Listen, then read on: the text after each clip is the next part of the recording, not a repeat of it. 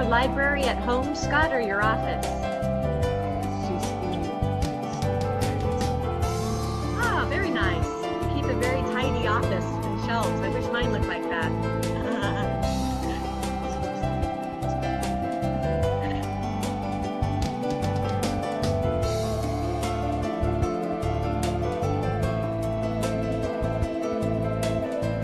Do we expect everyone tonight, Joanne?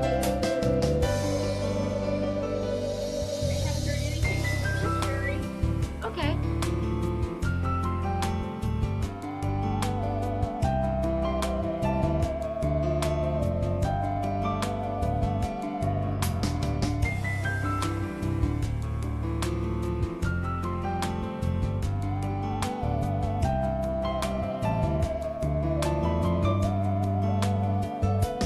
Well, at 5 o'clock, has anyone else joined us? I see someone in the box, the lower box, but I can't tell.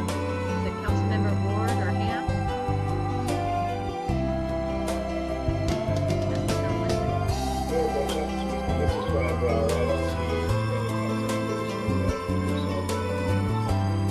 Okay, thanks, Brian.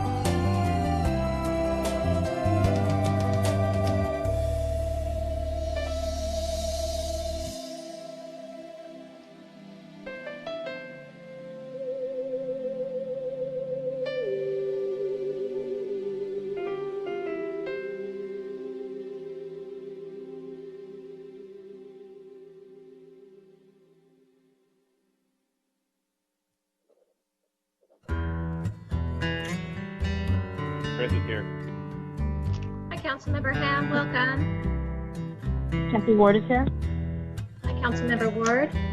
All right, City Clerk, would you like to take the roll call? Yes.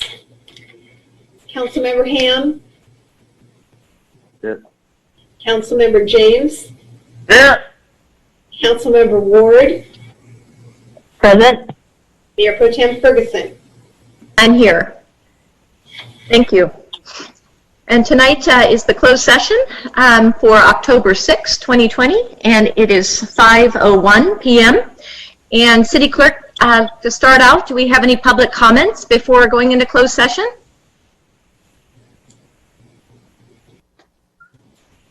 No, we do not. Okay, thank you. And City Attorney, do you have any announcements or comments before closed session? Thanks, Madam Mayor Pro Tem. The one item that needed additional disclosures has those disclosures linked to tonight's agenda, so that's all we need to announce before tonight's closed session. Okay, which item was that on the closed session, under item A or B? To B, it related to the hospital acquisition. Okay, very good. All right, thank you.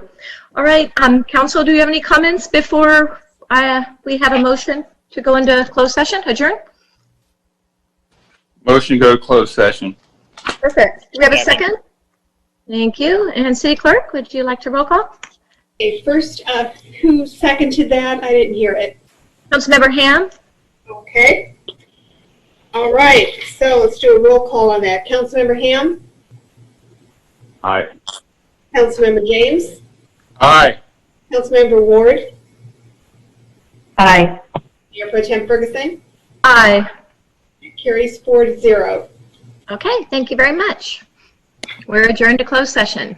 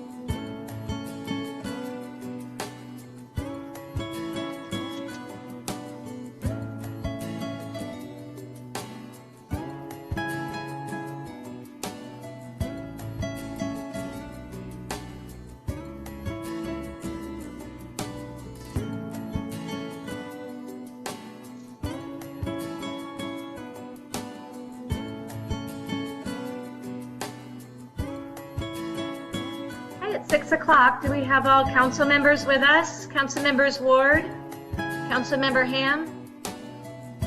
Give them another minute to join us. I see Council member James, so he's showing his face. Perfect.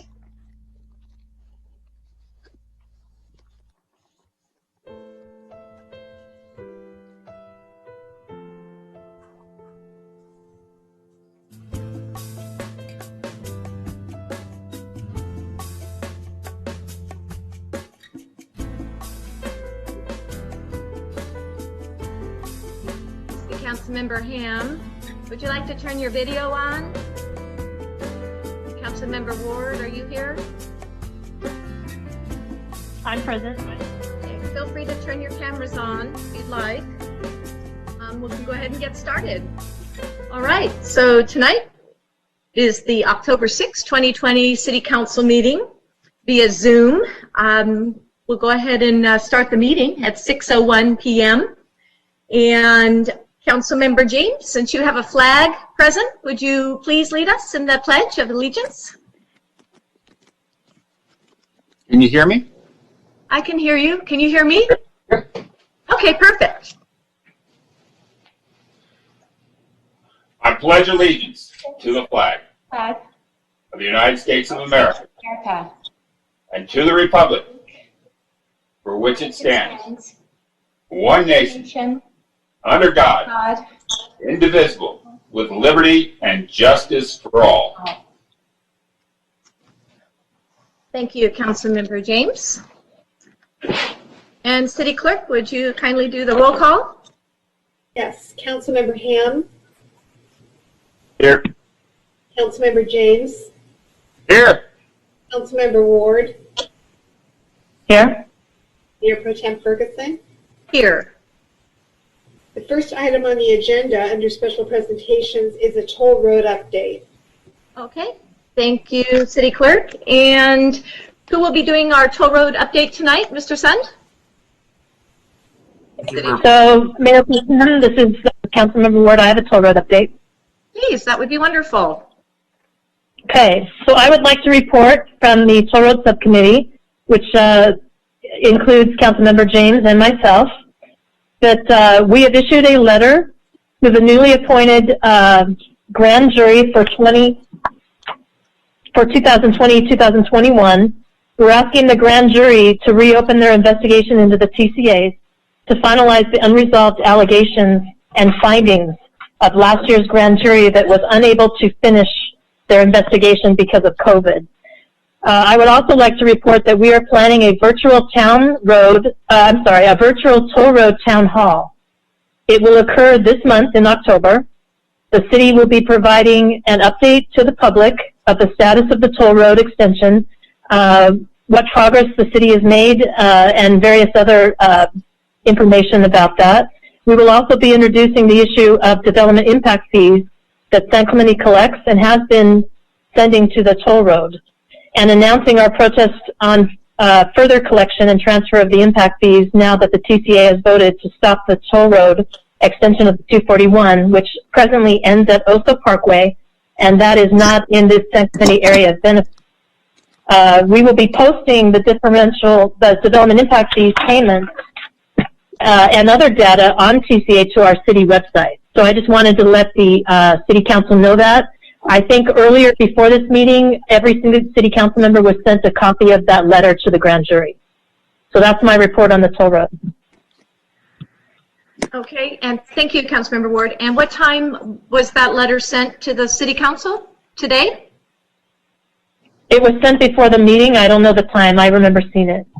Okay, I don't recall seeing it. And who would have sent it? Mayor Pro Tem Ferguson, this is Eric Sund, Interim City Manager. It's being distributed tonight to all the council members. Okay, thank you. I didn't see it, so thank you very much. Okay, perfect. Thank you for your update, Councilmember Ward. That was very good. Lots going on there. Any additional information anyone would like to share, City Attorney or Interim City Manager, on the toll road? I think there's more information to follow, as the Councilmember Ward indicated with the Toll Road Town Hall meeting. One thing that the Toll Road Subcommittee recommended that we'll be implementing is some updates to our toll road page for the public. and posting some more information and data and emailing those individuals who want notices when we post new information on the toll road page. So we're working on updating that information and then pushing it out to the public for their reference and resource. Thank you. Okay, perfect. And Mr. Sun, that leads me to think, are we still updating the legal fees, the running total of legal fees for our various litigation matters, including toll road? Not completely. We provided a snapshot, I think, per council direction of the costs incurred to date. I kind of want to reference that pie chart that BBK had. If that was the council's wish to direct staff to provide updates to that, the staff could definitely do so. Yeah, that was brought up at the legal service cost workshop back in February, and we started doing that for the various cases. Go ahead, City Attorney. Sorry, Mayor Protem. Yeah, we did update it at the closeout of the fiscal year, and we can recirculate that to council members and make that publicly available too. We do that quarterly, so it will be time with this billing cycle this month to do that again. So we'll get both to you and make that available to the public. Yeah, quarterly is fine. Thank you very much. It's good to see how the city's money is being spent on our litigation. Okay, well, thank you all. Very good updates. All right, City Clerk, I'll turn it over to you. The next item is a presentation by Information Technology and Community Development staff regarding the possibility of enhancing the city's TrakIt program to provide for electronic processing of plans and issuance of permits. Okay, thank you, City Clerk. And do we have Mr. Brower with us tonight?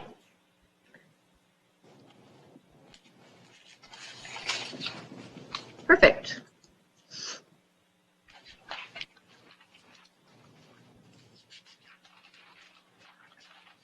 Hi, Mr. Brower. Would you like to? There we go. Thank you. Hello, can you hear me? Yes, perfect. Okay, great. Good evening, Mayor Pro Tem and council members. I'm here to give you a brief presentation on the city's permitting and licensing system, referred to as TrakIt.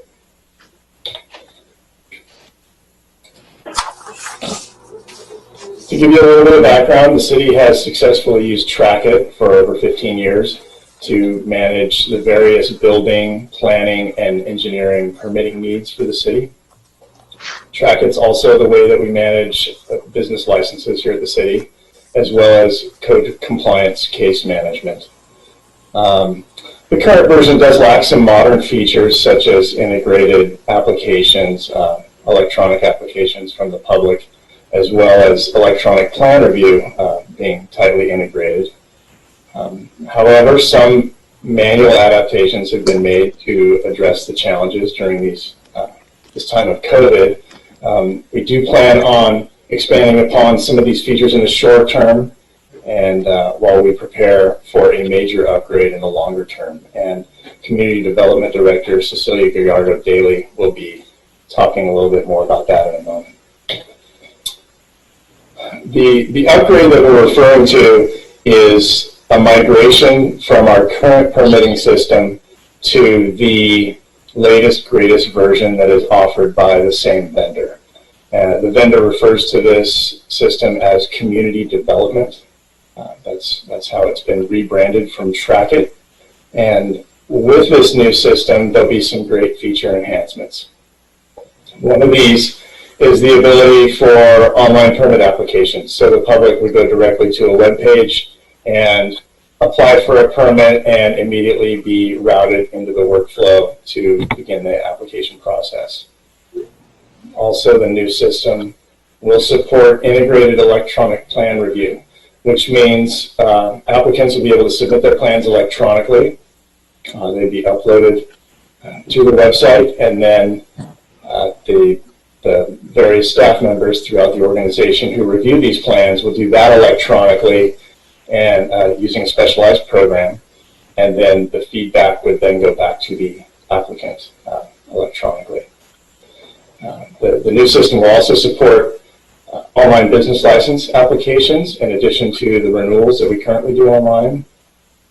And then there's also some excellent mobility enhancements with the new version that'll enable our field staff, our inspectors, and our code compliance professionals to that have a little bit more functionality when they're out in the field.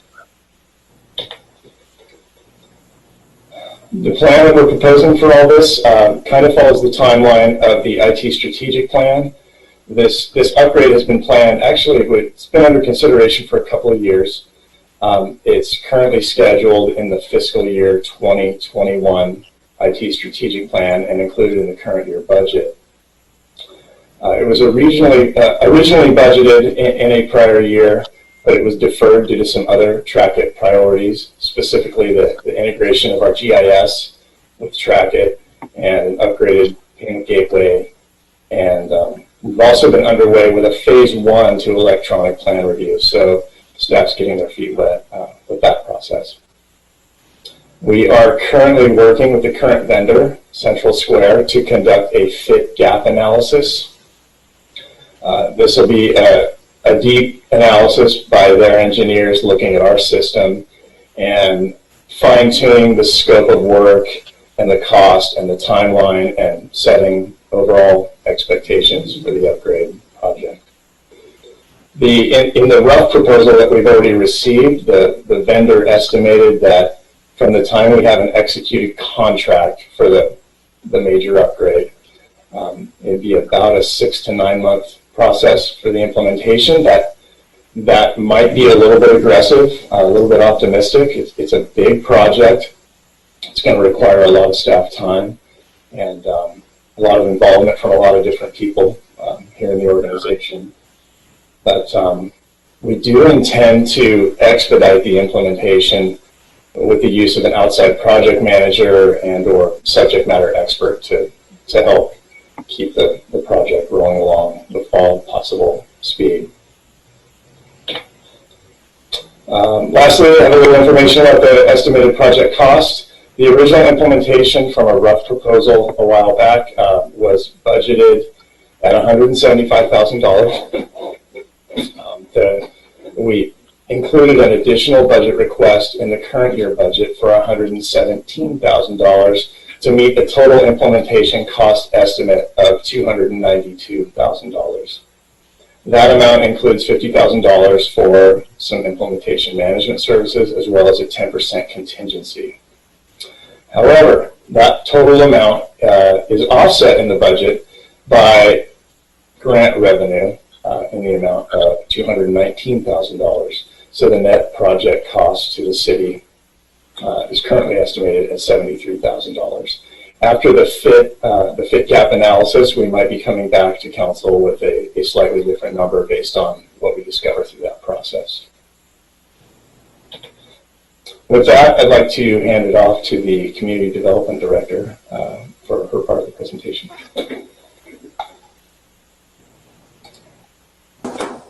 All right. Hi, everyone. Thank you. Mayor Pro Tem, members of the council, Cecilia Gallardo-Daly, Community Development Director.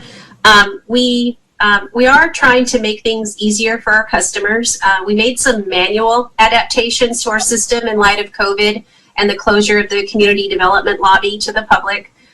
They're not elegant and they can be a little cumbersome. So we are working on some additional short-term fixes with our IT department. Currently, customers do have the ability to submit some plans and permit types online, electronically. And we have the ability to review those plans electronically.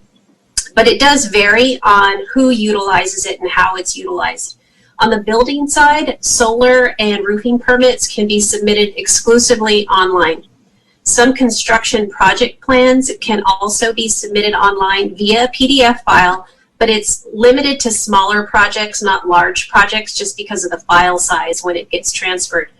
The PDF plan files that are submitted electronically are reviewed via Bluebeam, an electronic review software that we have licenses for that our staff currently utilizes. And on the planning side, all discretionary applications can and are being submitted online. So since the closure of the community development lobby in March, the planning division's been really good about communicating to the public the availability of these online electronic submittal services. So almost all of the planning applications are exclusively submitted online. So CUPs, minor conditional use permits, minor exception permits, architectural permits, cultural heritage permits, those are all submitted and reviewed electronically. But we want to shift to increase the number of plans that do get submitted online and increase the number of reviews that are done electronically via Bluebeam. And in order to do this, what's most important is that we get information out to the public so that they know their options. We want to make sure that the public knows that what they can do remotely. So the first thing that we want to do is make enhancements to the website to make it easier to access our online services. We want to clean up the building and planning web content to make these online services easier to find, make it more intuitive, better accessibility. We want the website to be more button-based and less narrative. So on a single page, you can find all the portals you need in order to submit for specific permits. So what we envision with the help of IT is a permit landing page where in a click or two, a customer is able to submit an online application for a permit. We also want to rework our web presence to focus customers, as I said, on what's available. So another idea we have is to create a get started video tutorial, just something that's a few minutes not long, not anything too long or in depth, but something that lays out the process on what to expect and walks a customer through the steps of how to get started with an online permit. And of course, the use of this Bluebeam software that I mentioned, we are looking at making our electronic file transfers better and enhancing that system for the online submittal of larger plan files. And so the electronic file transfer and this Bluebeam electronic plan review software do require some additional organization-wide hardware and software training for staff in order to fully implement. But public awareness is an important component of the success of these types of enhancements. So we want to make sure we're doing everything we can to let the public know that they can access building and planning services online without coming to City Hall. And then just one thing to keep in mind, there are some contractors out there who want to come into the city for a permit. Roofers, plumbers, mechanical contractors, for example, they tend to want to walk in, get their permit, and walk out. So there is a category of customers that probably aren't going to take advantage of the online services. But we do want to address website access, creating portals for online submittal, and making it easier for customers to find ways to submit their plans online and train our staff.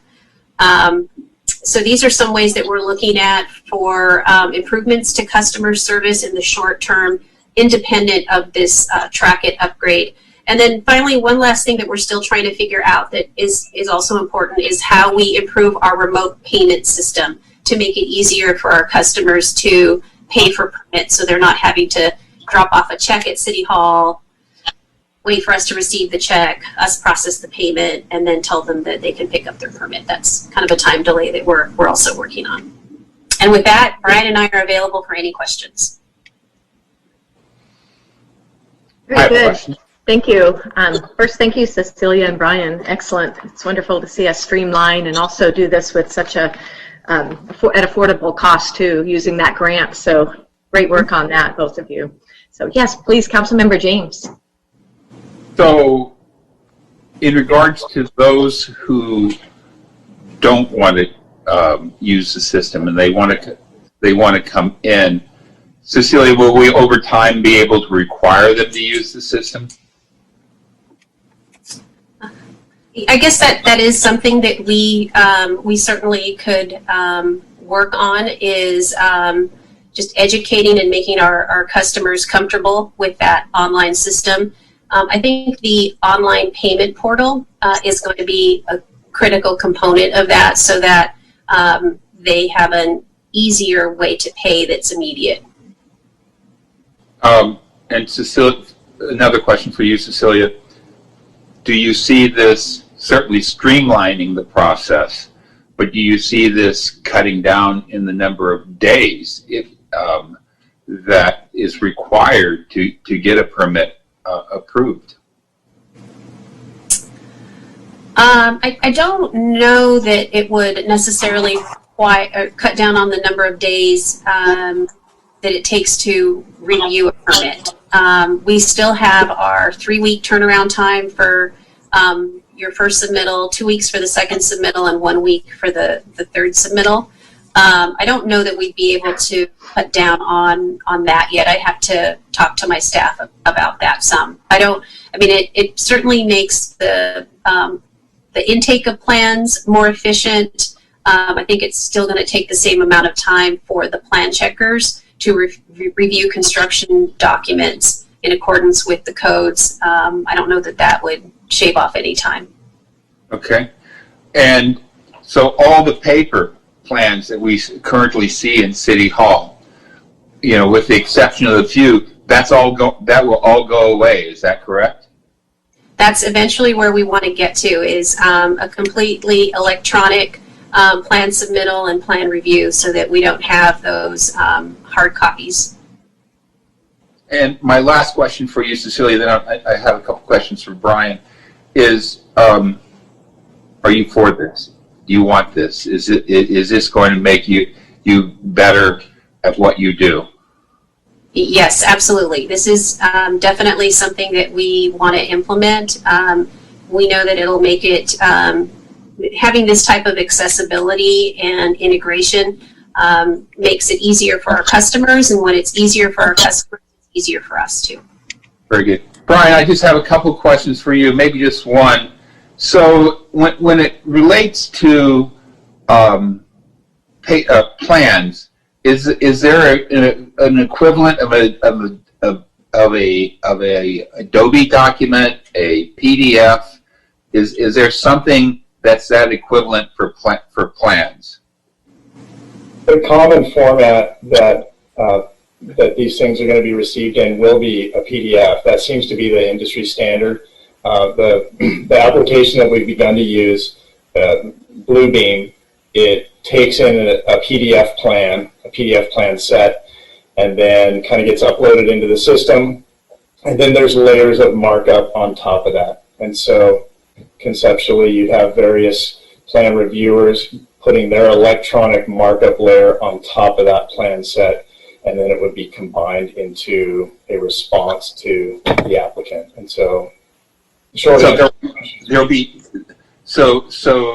the plan checkers or whoever can make their notes on that document, and will the applicant see that in real time? Will they be able to go, maybe not real time, but will they be able to go to a portal, to a website, whatever, and see where their plan is, where everything is at that time?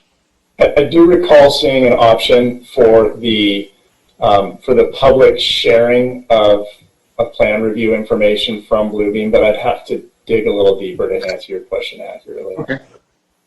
Okay, and my last question for you, Brian, for $79,000 or $75,000, whatever it is, do you recommend this program? Absolutely, wholeheartedly. Mayor Pro Tem, those are all the questions I have. Thank you very much. Okay, thank you, Councilmember James. Any other questions, comments, council members? No, hearing none. All right, thank you very much again, Brian and Cecilia. Very good job on that. Thank you. All right, thank you. And City Clerk, our next item. Mayor Pro Tem, if I could just one moment, I have a question for the city manager, or for you for that matter. Do we need to have a motion to go forward with this? What is our next step with this? Not under special presentation, is that correct, City Attorney?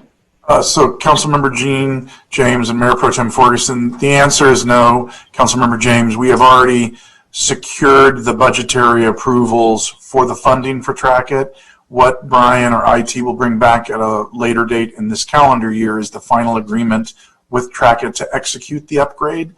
I think what you've seen tonight is staff listening to the want to expedite, and looking for ways to streamline the services to the public. And so kind of a twofold approach, one with working with the now tools to make things better for the end users, and then also working to expedite the implementation of TrakIt.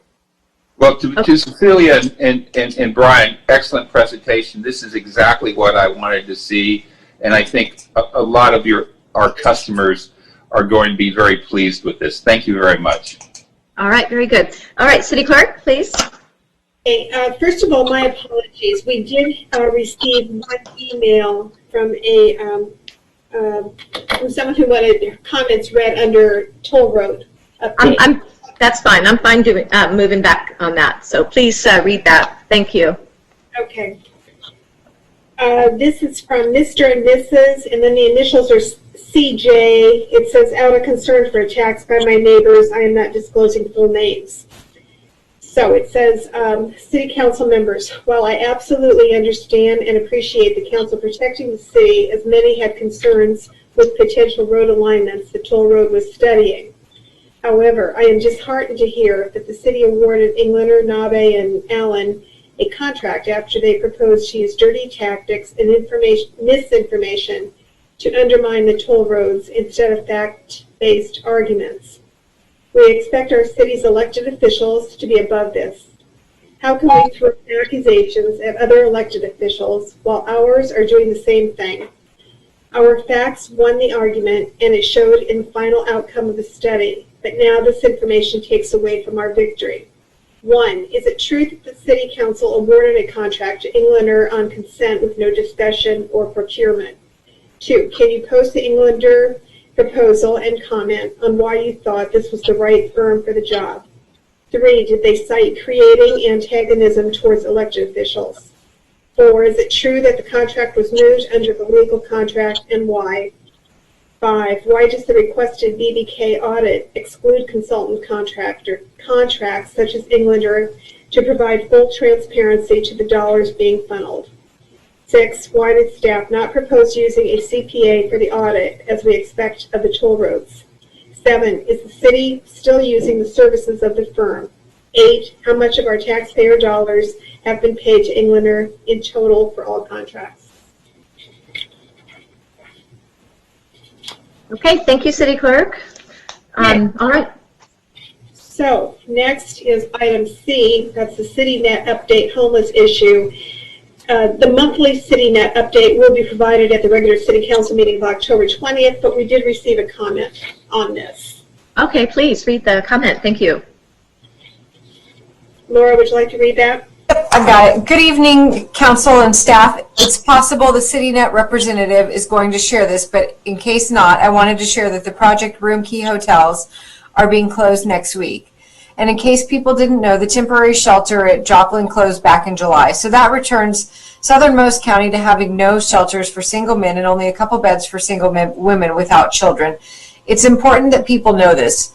Many people would comment on the OCSD Facebook post where they shared about people they were bringing to the Project Room Key hotels. People would cheer and express good luck to the people going off to these temporary shelters, even though without housing most would end up back home in San Clemente. It's important that we know that we are back to having virtually no shelters. There's practically nowhere there's practically nowhere for CityNet, Mercy House, or the homeless liaison officers to take people now. Finally, it's important to repeat what should already be common knowledge. There are hundreds of people in South County who need subsidized or supportive housing, and yet none exists for them. With no shelters and insufficient housing, people live on the streets. Thank you for giving us this opportunity to contribute to important dialogue. Thank you, Laura. Okay, item number D, letter D, is the annual service awards. And this is a report from Samantha Wiley, Recreation Manager. Okay, Ms. Wiley, please. Good evening, Mayor Pro Tem, council members. I'm Samantha Wiley, Recreation Manager. I come to you all this evening to share some really exciting news and honor some of our long-term service employees. Annually, we hold an Employee Service Awards through the city, and it's normally held in the spring. And with COVID hitting, we had to postpone that event. This annual event seeks to recognize our long-term employees who have served between 5 years and 40 years. That's what we achieved this year. It also recognizes the Employee of the Year and the Core Values Award. We held our event virtually this year on September 30th. And we recognize 32 employees who have served between 5 years and 40 years. I do want to commend all of those employees for their tremendous service to the city and its residents. I would like to especially highlight Craig Hunn, who received 40 years of service this year. If you don't know him, he is a very active and integral role in our Public Works Maintenance Service Division. So we're very happy to have him on board. He brings just a wealth of knowledge, and he's a pleasure to work with on all fronts, both from the public and internal side as well. I also want to recognize our Core Values Award winner, as well as the Employee of the Year winner. For some background, these two awards are peer-nominated awards. Employees get the opportunity to submit nominations for their coworkers, and there's a selection committee that changes every year, and they narrowed it down this year. There was a lot of really good submissions. Our Core Values Award winner is typically someone who represents our city mission, which is service with excellence, service with integrity, and service with respect. This year, our winner goes to Josh Pillow. He's part of our IT division, and he is really a rock star when it comes to helping employees and elected officials getting their technology up and running. He has been pushed to the brink with COVID and has scrambled and served us very well. He's recognized for his commitment to service always and providing great customer service. I also want to recognize our Employee of the Year.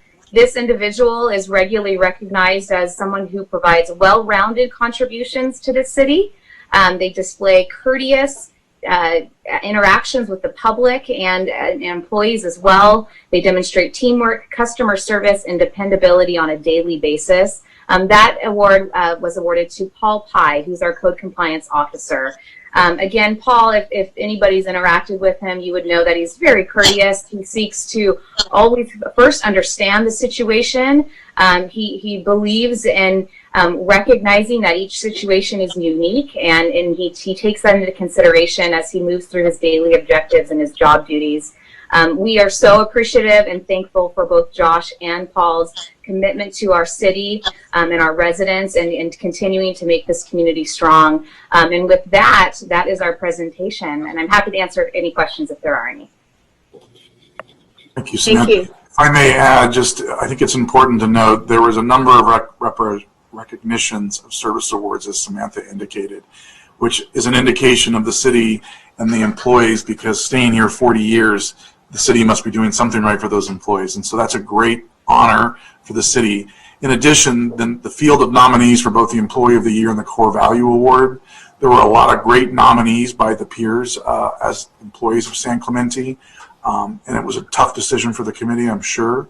But the final end results of Paul Pye, Employee of the Year, and Josh Pillow, I think are well-deserved, and I want to echo Samantha with regards to Paul Pye. He's had a number of very tough subjects that he's dealt with the city over the past year, homelessness, etc., and he's always approached it in a very calm and measured approach, and for that, I appreciate his efforts for the city. Josh Pillow, from a customer service standpoint, one of the best as it relates to IT service, and always wanting to go above and beyond, and never afraid to deal with problems after he's already visited. And so, again, I want to commend Josh Pillow for the Core Value Awards. So thank you.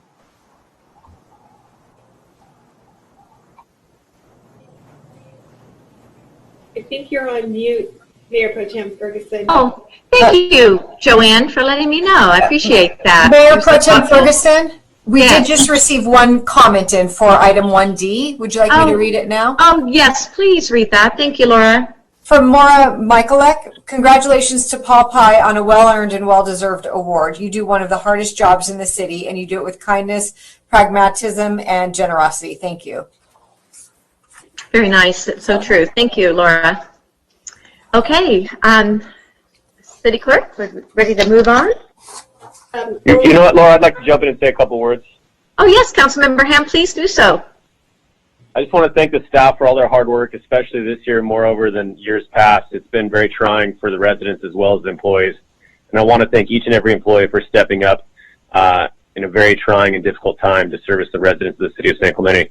And I'd ask, Samantha, that hopefully some of the savings that we recognize this year by not hosting our annual employees service luncheon be applied next year so that we can have a larger and more grandiose event for the employees for all the hard work they've put in this year. With that, I should probably ask Eric if that's feasible to do. That is feasible. If there's a balance left over in the budget, we'll process it as a carryover for the next fiscal year so that we can increase the budget in the next budget year.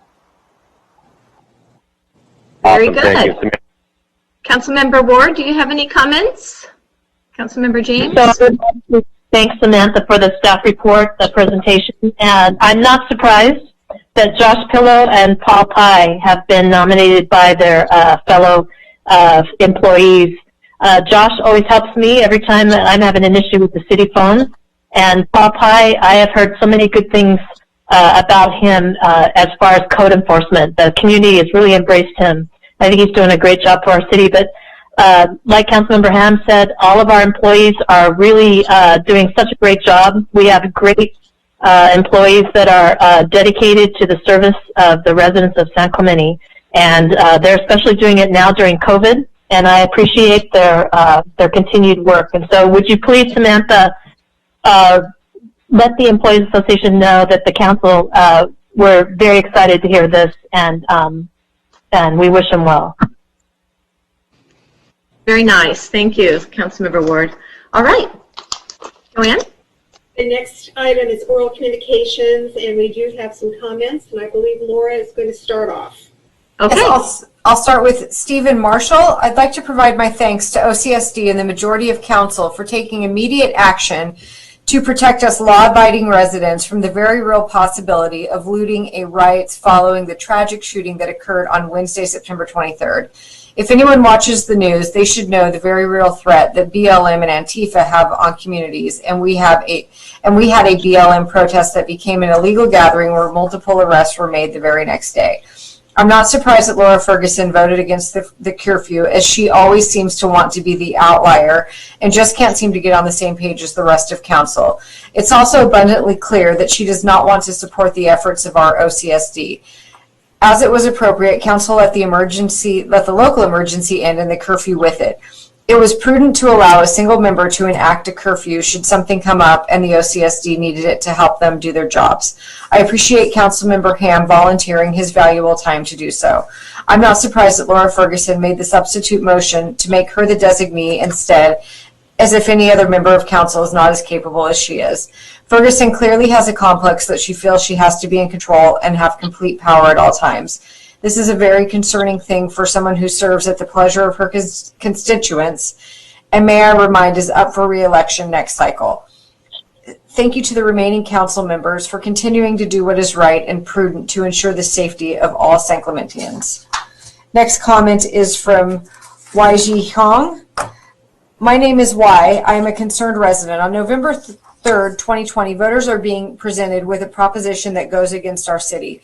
That is Proposition 16. Prop 16 eliminates language in the California Constitution, Prop 209 that says government cannot discriminate based on race or gender. With Prop 209, Californians are seeing diversities prevailing year over year involving many different aspects. As long as one works hard, one will get lots of opportunities here, which is the reason why California leads and prospers not only in the U.S., but in the world.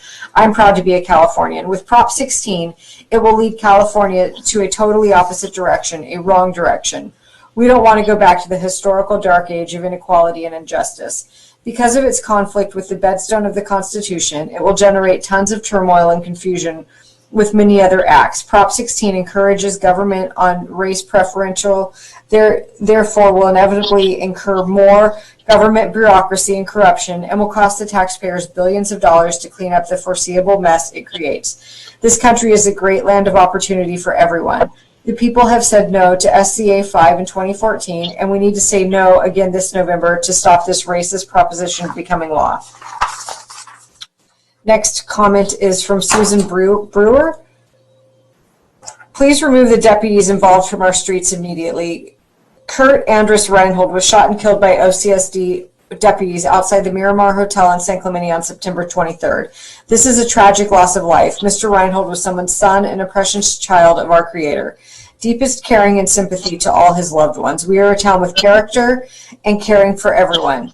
That is the only way to keep a city safe for all. Whatever your politics, shots were fired on our street. That places all citizens in danger. I have great concern for anyone in that area at the time. How will we all be treated when committing a minor offense? I have initially read that Mr. Reinhold was stopped for jaywalking. This same source claimed that the deputies were trained how to handle these situations. We need deputies capable of de-escalating situations for everyone's safety. Until the investigation is completed, these deputies need to be off our streets. They are not keeping us safe by being involved in fatal shootings regarding minor offenses. City Council, it's your responsibility to keep our city safe, remove these deputies immediately, and ensure that any law enforcement on our streets are capable of safely handling offenses.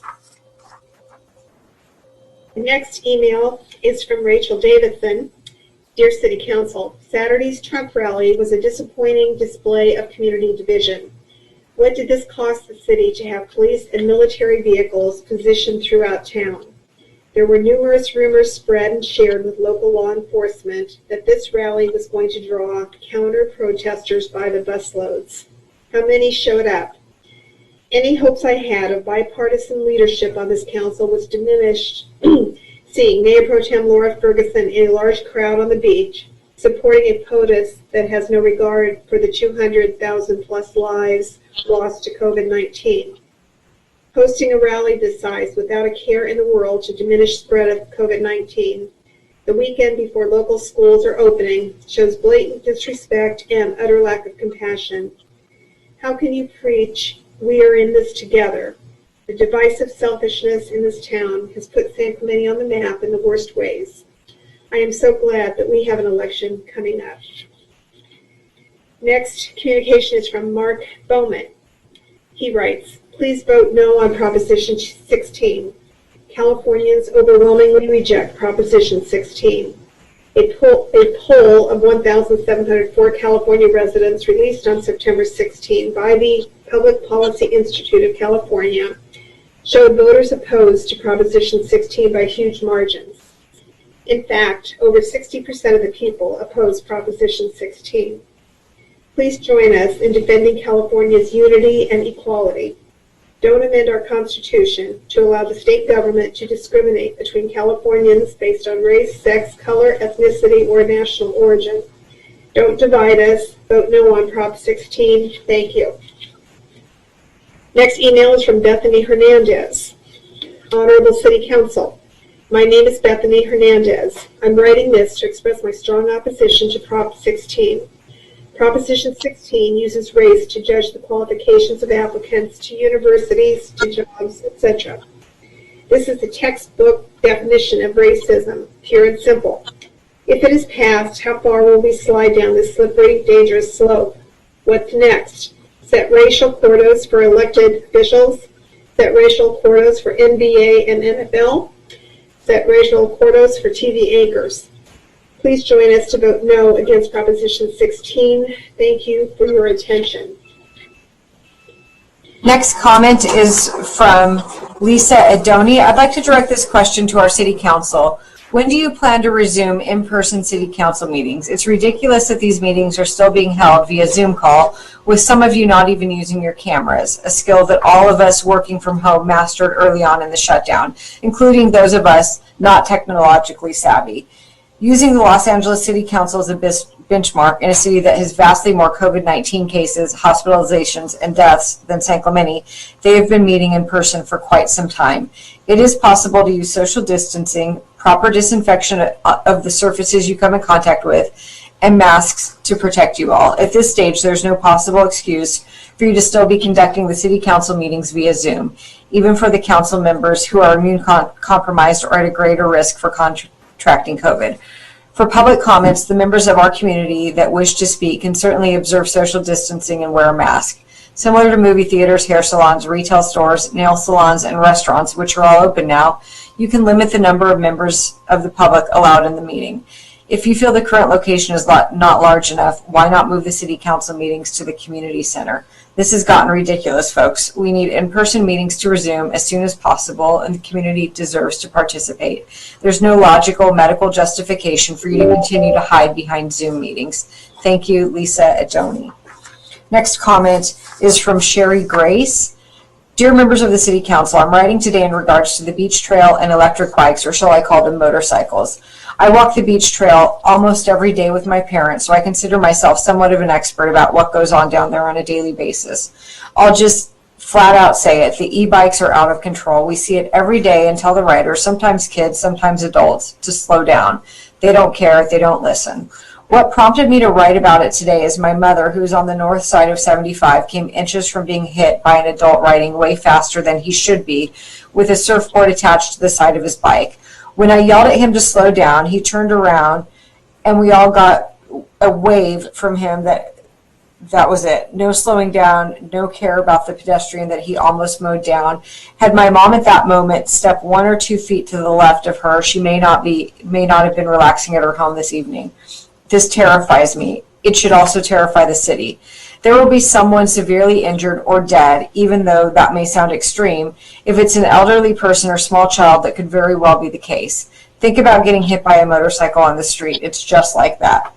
What is the city going to do about this besides talk about it? I believe there's a speed limit for these bikes, as well as a requirement to have some sort of horn to notify pedestrians they are coming. Ironically enough, the non-e-bikers actually do this. Most alert us when they are coming, not the e-bikes. They are going so fast they don't care or have the consideration to notify walkers, joggers, moms with strollers, etc. that they are coming up behind them. I actually see no enforcement of anything down at the beach. Dogs, smoking, or these inconsiderate e-bike riders. A woman did get hit a few months back. Hopefully she's okay. I just wanted to bring this to council's attention again, as I'm sick of seeing this happen on a daily basis with absolutely no enforcement. What can be done to protect all who use the trail? Next email is from Christopher Aiken, Chair of St. Many Downtown. Council members, as a general comment, we have had several meetings among the business sectors in the last 2 months, and the businesses are excited about the Promenade on Del Mar concept that was going to be launched in July prior to the most recent shutdown. The Downtown Business Association, in collaboration with the city, believes they could put forth a holiday-themed market concept that is safe in this COVID environment for the benefit of all business sectors. We would appreciate the opportunity to advance this concept, again in collaboration with the city, which we believe will be a great benefit to the downtown and our city as a whole. Thank you very much for your consideration. That's all I have, unless Laura has received more. We have one final comment from Rick Leffler. The Trump rally last Saturday was a huge success. It was a patriotic love fest, and as far as I know, there were no incidents that would cast any negativity on the event. I also know that the event cost the taxpayers a little under $200,000 to provide extra OCSD services to ensure everyone's safety and security. This expenditure was not something the council was involved in approving. Apparently, there were a couple of candidates who appear on our city ballot who spoke at the event.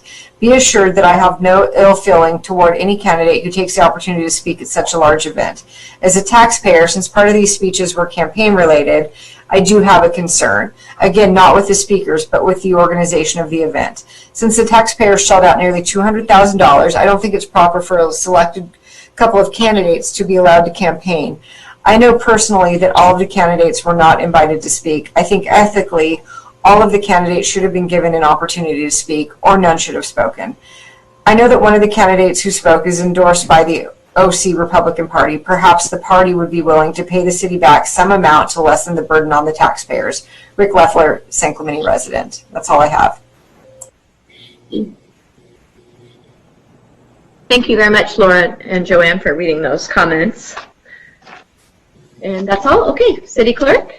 Okay, next item, I would request a motion to waive reading in full of all resolutions and ordinances.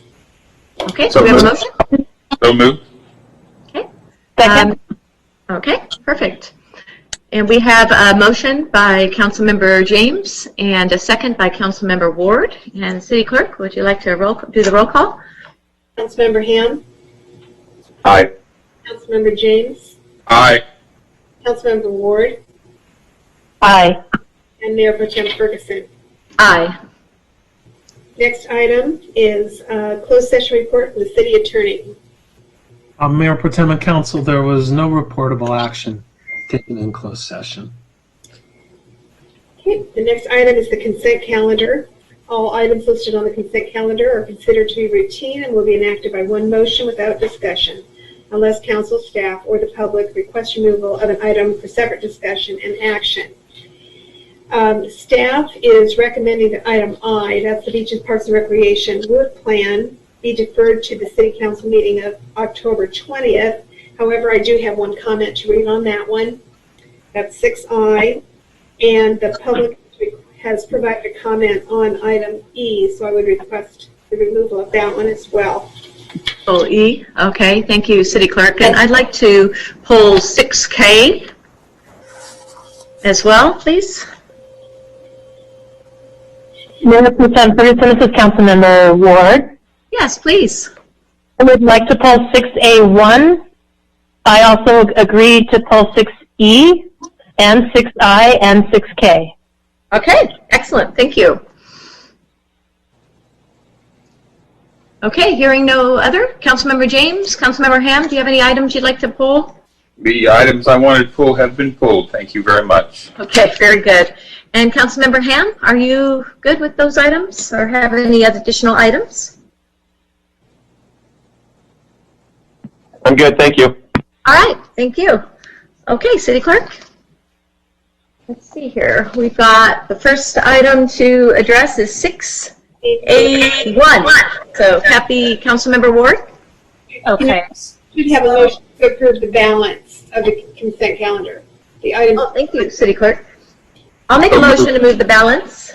Second. Thank you. Okay. Councilmember Ham. Aye.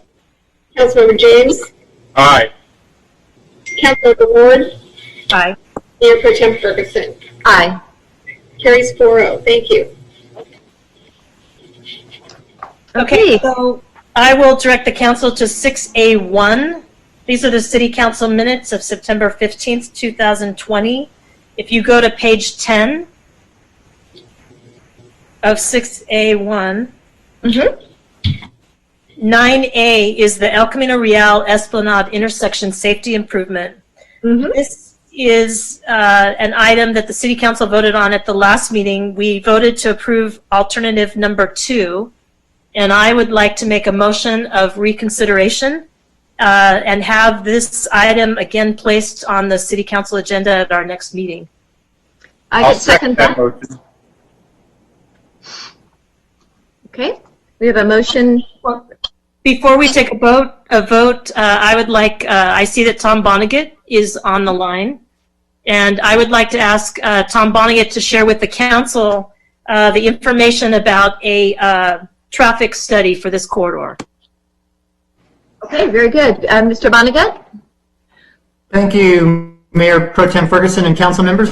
Tom Vonnegut, Public Works Director. So the action or the item that Councilmember Ward is referring to, if you recall, when this item came before you at your last council meeting, the staff report did make mention of a traffic study that staff was intending to do pending the award of a state grant, which you had previously authorized staff to submit. Since that meeting and since the time of submittal of this report, we were informed by Caltrans that we have in fact been awarded that grant funds.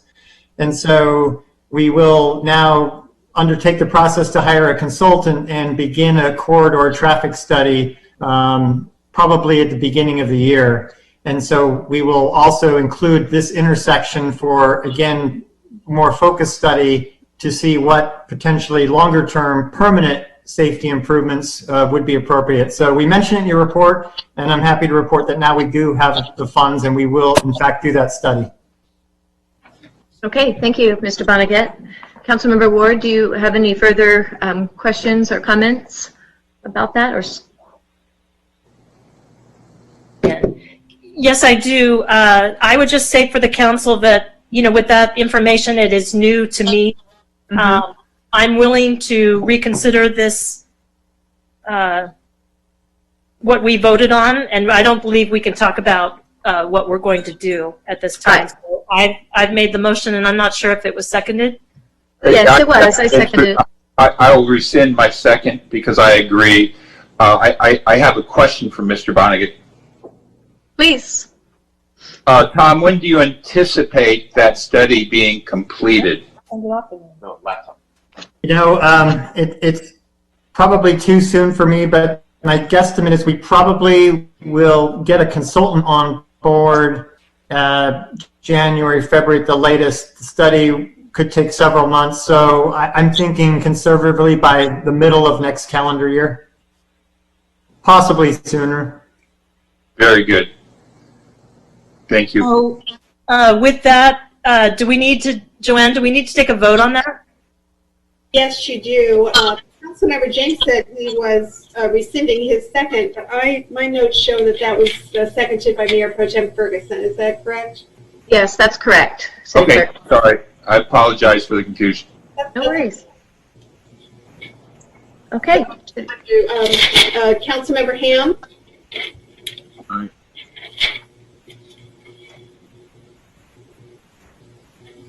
I can't hear you, Councilmember Ham.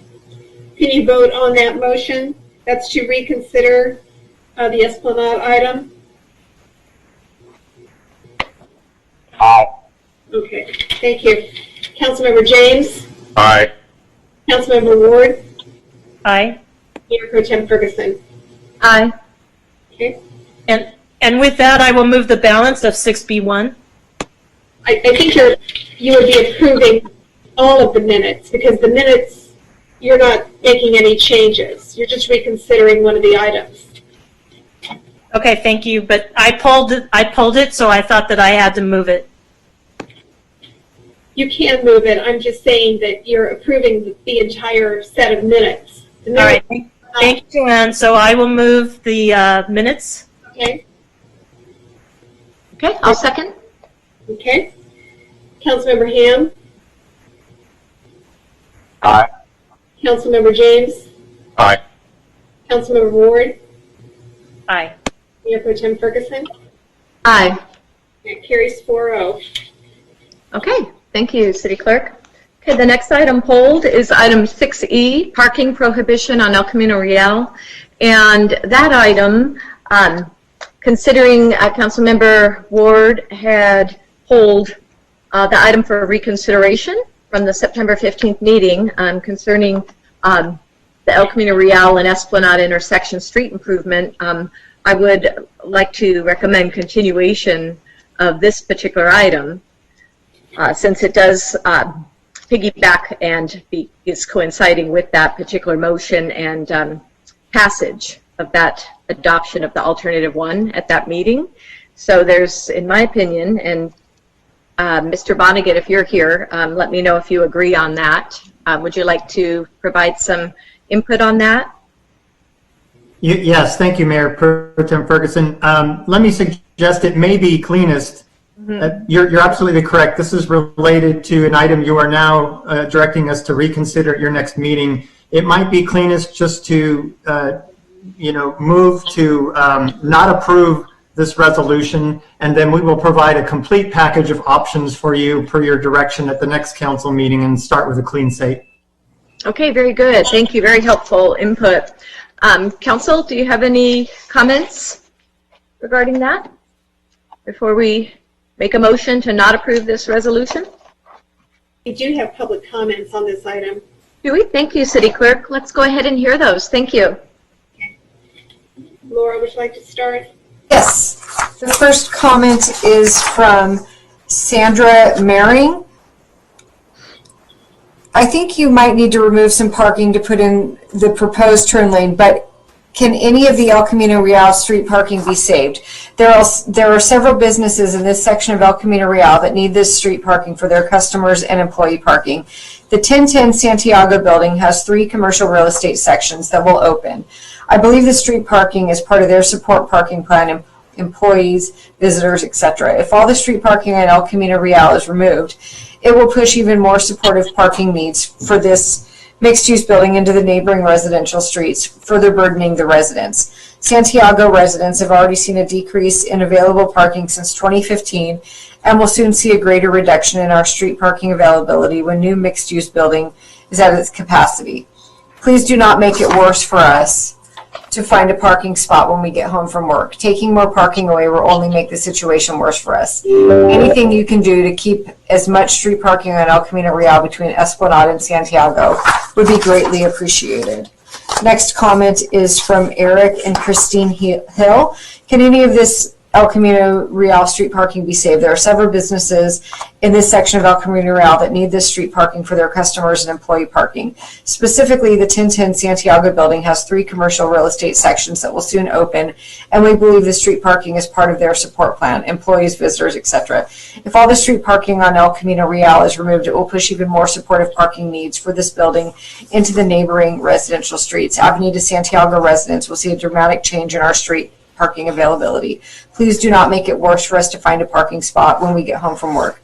Please do not make the parking situation for us worse. Anything you can do to keep as much street parking on El Camino Real between Esplanade and Avenida Santiago would be greatly appreciated. The next email is from Sandra Maring. Can any of this El Camino Real street parking be saved? There are several businesses in this section of El Camino Real that need this street parking for their customers and employee parking. Specifically, the 1010 Santiago building has 3 commercial real estate sections that will soon open, and I believe the street parking is part of their support parking plan, employees, visitors, etc. If all the street parking on El Camino Real is removed, it will push even more supportive parking needs for this building into the neighboring residential streets. Santiago residents already will see a dramatic change in our street parking availability. Please do not make it worse for us to find a parking spot when we get home from work. Please do not make the situation worse for us. Anything you could do to keep as much street parking on El Camino Real between Esplanade and Santiago would be greatly appreciated. Next email is from Rachel and John Mulligan. Although I agree with adding the left turn pocket onto Esplanade from El Camino Real, my concern is with the elimination of all parking spaces on El Camino Real between Esplanade and Santiago. The elimination of all these spots will force those cars onto other streets, specifically West Avenida Santiago. As a resident of West Avenida Santiago, I see the problem we already have with limited parking spots on our street. I am concerned that the ripple effect of no parking on El Camino Real will mean even less parking for the residents and property taxpayers of our street. Perhaps a compromise can be reached by saving some of the spots on El Camino Real. Thank you for your time.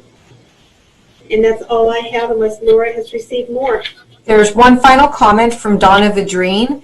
Before street parking is prohibited on El Camino Real, it would be prudent for a plan to be proposed for those affected by this parking prohibition. What is the plan, and is it included in this agenda for tonight's meeting? I see 6E 1 and 2, but not 6E 3 and 4. What is the impact on those who previously parked on El Camino Real from Esplanade to Avenida Santiago? Please provide this report to the public before adopting resolution number 20-57. That's all I have for public comments. Okay, thank you very much, Joanne and Laura.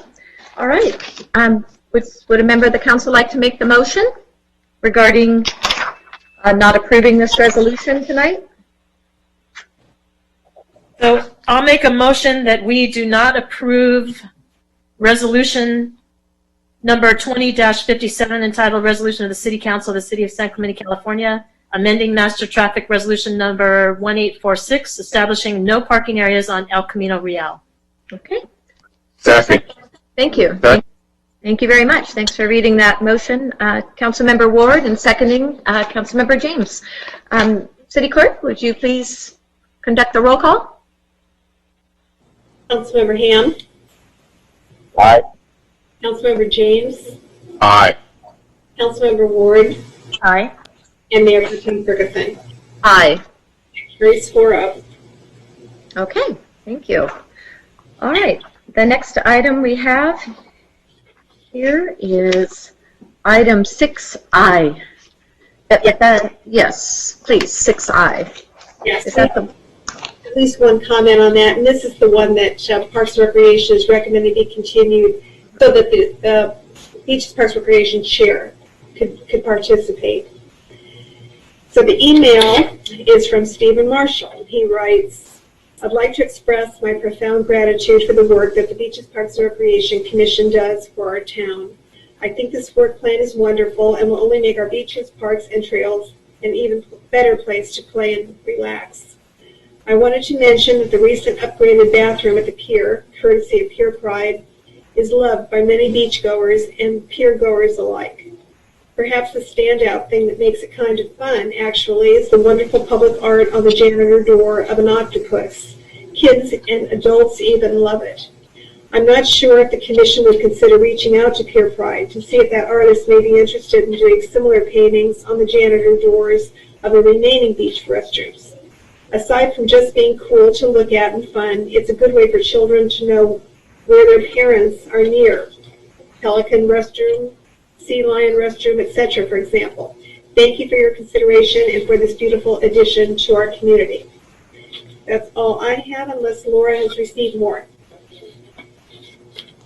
No additional comments. Very good, thank you. Yes, I concur with the commenter. It would be nice to see some more of that beautiful art around the pier. So, all right, moving on to the next section. That was 6K. That's the communications site lease agreement. Do we have some comments? We haven't taken up. That item was pulled. Yes, and it was deferred to the October 20, 2020 meeting. Okay, so we don't need a motion on that? City Clerk? I would prefer it, but if you just rather Oh, okay. Oh, that's good. Councilmember Ward, thanks for catching that. Let's go ahead and have a motion. Would you like to make the motion, Councilmember Ward? So I will make a motion that the approval of the fiscal year 2020-2021 annual work plan as presented by the Beaches, Parks, and Rec be continued to the next meeting in October. Second. Excellent. All right. I'm sorry, was it further than that? I might have gotten the date wrong. No, that's October 20th. Okay, thank you very much. Councilmember Ham.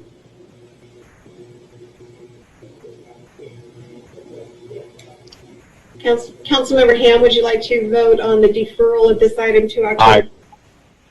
Thank you. Councilmember James? Aye. Councilmember Ward? Aye. And Mayor Pro Tem Ferguson? Aye. Carries 4-0. Okay. Next item is item K. That's the communications site lease agreement, Verizon Monopalm at the City Yard located at 380 East Avenida, Pico. Okay, and do we have some public comments on this matter? We have one comment. Okay, please, Laura. Appreciate that. Dear City Council, here we are once again. The founder's vision for our beautiful city was to make the north entrance Pico the gateway. Everyone is working so hard to try to make that happen, and the city wants to continue to place unsightly obstructions in our way, not to say the health hazard it will cause our community. The Miramar is being refurbished. The outlet mall will be putting amazing restaurants in. We here at Sea Summit pay very high taxes in Melrose. Please vote no on the Verizon Tower. Thank you for your no vote. Mark and Wendy Morgan. Okay, thank you, Laura. All right, and do we have a brief staff presentation on this? Yes. Is that Mr. Lakefoot? Are you providing the presentation? All right, please, thank you. Good evening, Mayor Pro Tem Ferguson and City Council. This item in front of you pertains to a request by Verizon Wireless to construct a new facility at the City Yard at 380 East Avenida, Pico. A CUP, or conditional use permit, for the proposed tower was approved by the Planning Commission on August 19th. That approval was appealed by a member of the public. That appeal will be heard at the next City Council agenda on October 20th, just to make that clear. This discussion tonight is not a part of that appeal. It is simply the Council's discussion of a potential lease, so lease terms for the use of the space at the site. The Council, representing the city as the property owner, has the authority to consider whether to enter into a lease. Staff utilize standard pricing based on the proposed equipment. The potential revenue to the city would be $40,739 annually, or in the first year, there would actually be a 3% annual increase built into that lease. If council approves the lease, the next step would be to review the CUP, including design and siting considerations at the next meeting. If the lease is not approved, the scheduled public hearing would proceed. However, the application would be determined to be incomplete without the approval of a lease tonight, which would signal the landowner consent.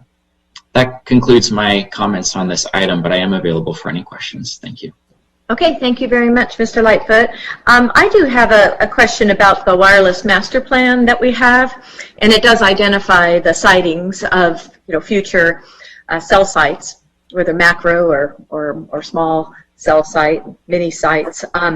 But is this common to deviate from the wireless master plan and go a different direction? Because this is a proposal for a macro tower, the Monopalm, disguised as a palm tree, surrounded by real live palm trees, rather than what's identified in the plan to do the site alongside the utility building there at 380 Pico. Is that normal to deviate, or do we pretty much try to stick with that wireless master plan of identified sites? Sure. Good question. I won't go into too much depth on the specific design of this application because we will get into that at the following meeting. But in regards to the wireless master plan as a whole, it builds in a mechanism where there's almost a preset approval path where if an applicant comes to the city and proposes something that's already approved within that wireless master plan, they don't need a conditional use permit to go. They don't have to go through a hearing for that specific permit. They get to go alternatively on a streamlined path for a city antenna permit. And actually the city manager is the approval authority for that element. So had the applicant gone in the direction of attaching an antenna to a building for this specific site, and this would not just be Verizon, but any wireless carrier, then you would not need a hearing for a conditional use permit. And that goes for any of the identified sites. If an applicant opts to go with something that's not the pre-approved design, they then can go with their own design, but do have to go through that lengthier CUP process. As far as is that common, it's going to vary by applicant. Once they get in and review the specific coverage standards of any specific area and what their network looks like in that area, that will help determine whether the pre-approved design is going to meet the needs of their facility. Okay, thank you. Council members, do you have any questions? I don't have a question. I'm ready to go to deliberation. Okay, very good. All right. Would you like to start? So I'll make a motion if no one has any comments. I'd like to make a quick comment. Please. I looked at this long and hard, and I don't think I can support leasing out this piece of property in our city yard. This is an important property for the city. It's not like we're looking at adding a cell tower to one of our water towers. We do that all the time. I'm concerned with the amount of room it's going to take up, and I think the lot adjacent to it, it's important to the city, and we have no idea yet what we're going to do with that piece of property. I just don't want to limit the city, and I'm concerned about adding any other contractors in there that might take up the room on that part. So I'm not going to be able to support this. Okay. Any other comments, council members? I'm not going to be able to support it either. I just don't believe that's the right spot for that tower. Okay. Thank you, Councilmember James. Councilmember Ham? Yes, I'm ready to make a motion unless you have any comments, Laura. No, please do make a motion. Thank you. I move that we deny contract C20-55, a communication site lease agreement by and between the City of San Clemente and Verizon Wireless, providing for placement of a Verizon Monopalm at the city yard located at 380 East Avenida, Pico. I'll second that. Okay, we have a motion made by Councilmember Ham and a second by Councilmember James. City Clerk? Councilmember Ham?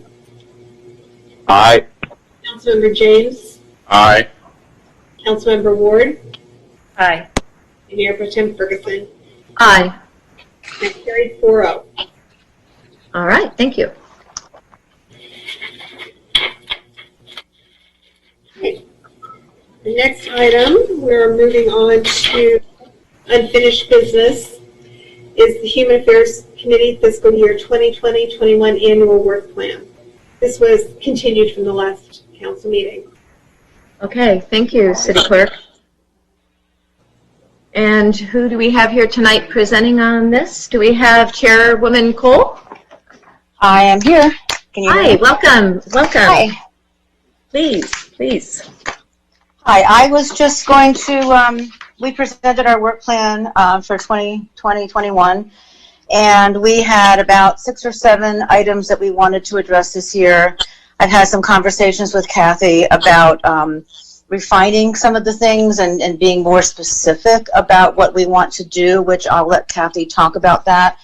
But basically what we'd like to do is investigate the coronavirus impacts to the community, because we don't know what they are.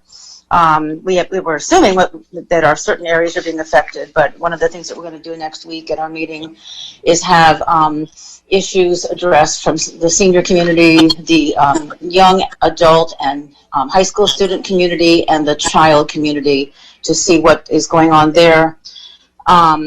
We also are going to continue our San Clemente High School Student Humanitarian Award. We're going to continue the Social Services Grant Application Award process, and try to get some funding for the nonprofits that was deleted from the budget due to COVID, seeing what's really needed as far as dollars, and seeing if we can come up with some of that money when the budget is readdressed mid-year.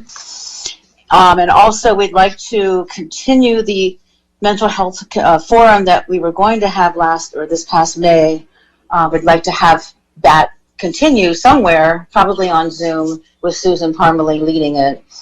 And then along with that forum, have other forums as needed, and also in conjunction with the fact that each of our meetings, our 6 meetings a year, will have a theme.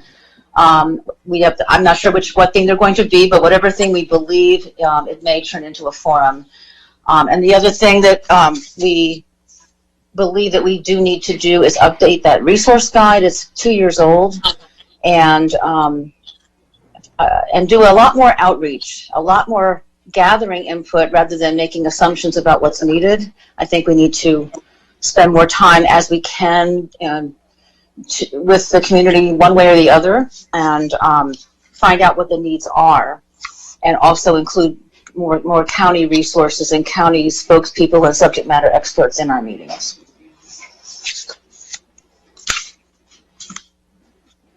So Mayor Pro Tem, this is Councilmember Ward. Thank you, Chairwoman Cole. We did talk today about this, and I agreed with the subjects that they wanted to address mental health. They were doing that in conjunction with the Wellness and Prevention Center. And the coronavirus impacts, I thought that it would be good to reach out to the different churches, the Las Palmas Elementary School, the Boys and Girls Club, because I think that affects the entire community, but the audience that we're trying to address is the people that are underserved. And in our city, that is the Las Palmas community. The Las Palmas Elementary has a community leadership class, and so Paula's going to be contacting them to see if they're still doing that, and check with the churches to see exactly what they're doing, and then we'll know more about what's getting out in the community and what they're helping with. For homelessness, I saw that as working with FAM in the county, and also with CityNet. To identify all resources. I think FAM is they're our county provider for the 211 and the continuum of care. And then funding for nonprofit social services, that's, one great thing that this board does for us. They review that.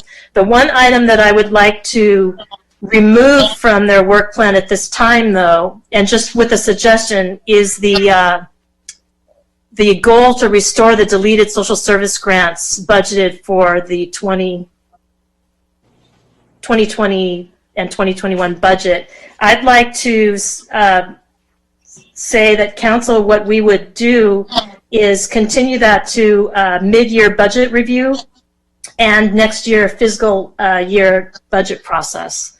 I think we're in COVID.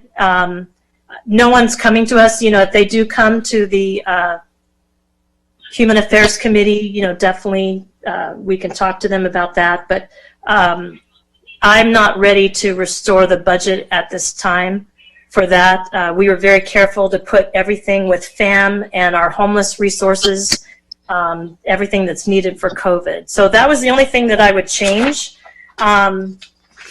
So we had a very good talk today, and I think the Human Affairs is going to be going in a good direction. And I'm excited because I think the county has not been telling us what all the recent resources are. I had asked Brian Brower to put something on that I could show the council, but Brian, I don't need to do that tonight. I think after talking to the chairwoman that we have a good idea. I went over the website with her of all the links, and she talked about updating the resource guide, which is like 16 pages that the city puts on. And I wanted to tell Chairman Cole that I did talk to our staff today about removing the, or not removing, I'm sorry, about making the link more dominant where it can be seen for that resource guide. The resource, So, yes, thank you. That's a good idea. I think that would be an improvement to the website. Yeah. And I think you were going to work on getting the San Clemente Collaborative deleted Yes. from our website because they are no longer a going concern. I think they ended in 2016. So I'm going to trust you to work on that, Paula. Yes, when I started on the committee in 2017, that was one of the first things we did. I can't hear We you. updated everything, but that was 2 years ago, and we need to do it again. So, and I would request now that you guys would approve our plan, and we do have a meeting next week, and again, we will refine. Well, we will stick to the plan, but we will be very specific about what we do and invite the public to our meetings. Okay, so I'll make a motion to approve the Human Affairs Committee fiscal year 2020-2021 annual work plan with the exception of the restoration of the deleted social service grants and move that to a mid-year term budget review and next fiscal year budget process. Do we have a second? I can second that, but I do have a question for Chairwoman Cole. So you have a couple of members of your committee on the homeless subcommittee. Are they reporting back to you? And is there a good line of communication now between the Human Affairs Committee and the Public Safety Committee by creating this entity that's a hybrid of both committees? Could you speak to that just for a moment, Chairwoman? Yeah, I would hope so. Our next meeting is next Tuesday, so we haven't really had a report back from them, but I do know that we are, we were addressing homelessness a whole lot more last year, and now that there is this subcommittee, I guess it's a subcommittee, it's sort of a joint subcommittee, yes, they have not reported anything back to us. I did listen to the Zoom meeting, and I'm hoping that they will report back to us. But yes, we will stay in touch with the homelessness issue through these two people that are on that subcommittee. Okay, that's the only commitment I'm looking for, and I can second Councilmember Ward's motion. So, Councilmember James, did you have an issue with the subcommittee of the homeless? No, not at all. No, not at all. I just wanted to make sure that we have lines of communication set up. I thought we did. I just wanted to get that confirmation from the chairwoman. Yes, and I'll put that on the agenda. Janet, what I would like to do a friendly amendment to my motion that the homeless subcommittee very soon comes back to council with the intent of what they plan to do, because I see the subcommittee needs to invite FAM and the county to learn what resources we have in our community, and that is what needs to be relayed to the city for our website and for the community. So I'll just make that friendly a motion that we really need an update of what they're doing. I'm not willing to let them, they need to work on, this is what I want to say. They need to work on items that have been approved by the city council direction on homeless. They need to work within that value, the values that the city council has already stated. So I will add that to my motion that with the approval of their plan, without the 54,000 being restored, that I would ask for that committee to very soon come back to council with a work plan. I think you'll be. I can second that, and I think you'll be pleased with what they're doing and how they're doing it. Perfect. I have a question of Councilmember Ward. You had mentioned the mid-year budget review that we'll have probably the second meeting in February or first meeting in March. So you're saying you want to pull that out of this work plan, but yet it will be discussed at the mid-year budget. So why don't we put reconsider at the mid-year budget in here so it's flagged? That's something we intend to do, but not certain, of course. I was actually surprised at the budget that was pulled out, because we did spend considerable time, me as the liaison to Human Affairs for Council, identifying all the groups and distributing the funds.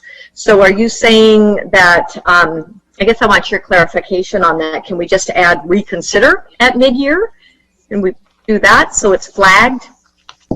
No, I don't think that I want to commit. I think it's just to review it at mid-year. That's what we're doing on everything. This can certainly be in there, but I don't want it up for approval, because I think that by the time we look at all this, we're going to start talking about our next fiscal year budget process. And because we're in COVID, I don't think we're going to get to this. It's possible that it might happen, but I just am not comfortable with it being in the work plan at this time because of how the council has budgeted for COVID. We've been very conservative, and we've said that we wouldn't consider this until the mid-year. So I think I'm saying almost the same thing you are, but you're saying that you want it reviewed again. So I'm just asking for it to come back in the mid-year budget. We can kind of look at it then. And then if we're not ready, it'll be kicked to the next fiscal year. Yeah, so not reviewed again, not going direction through that I gave, and I think we have a second. Yeah, not reviewed again to go through the whole process again, because we spent 3 hours doing that.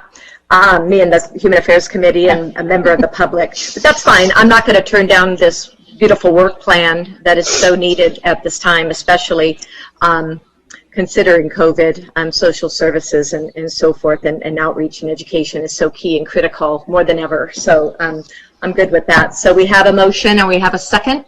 And City Clerk, would you please do the roll call?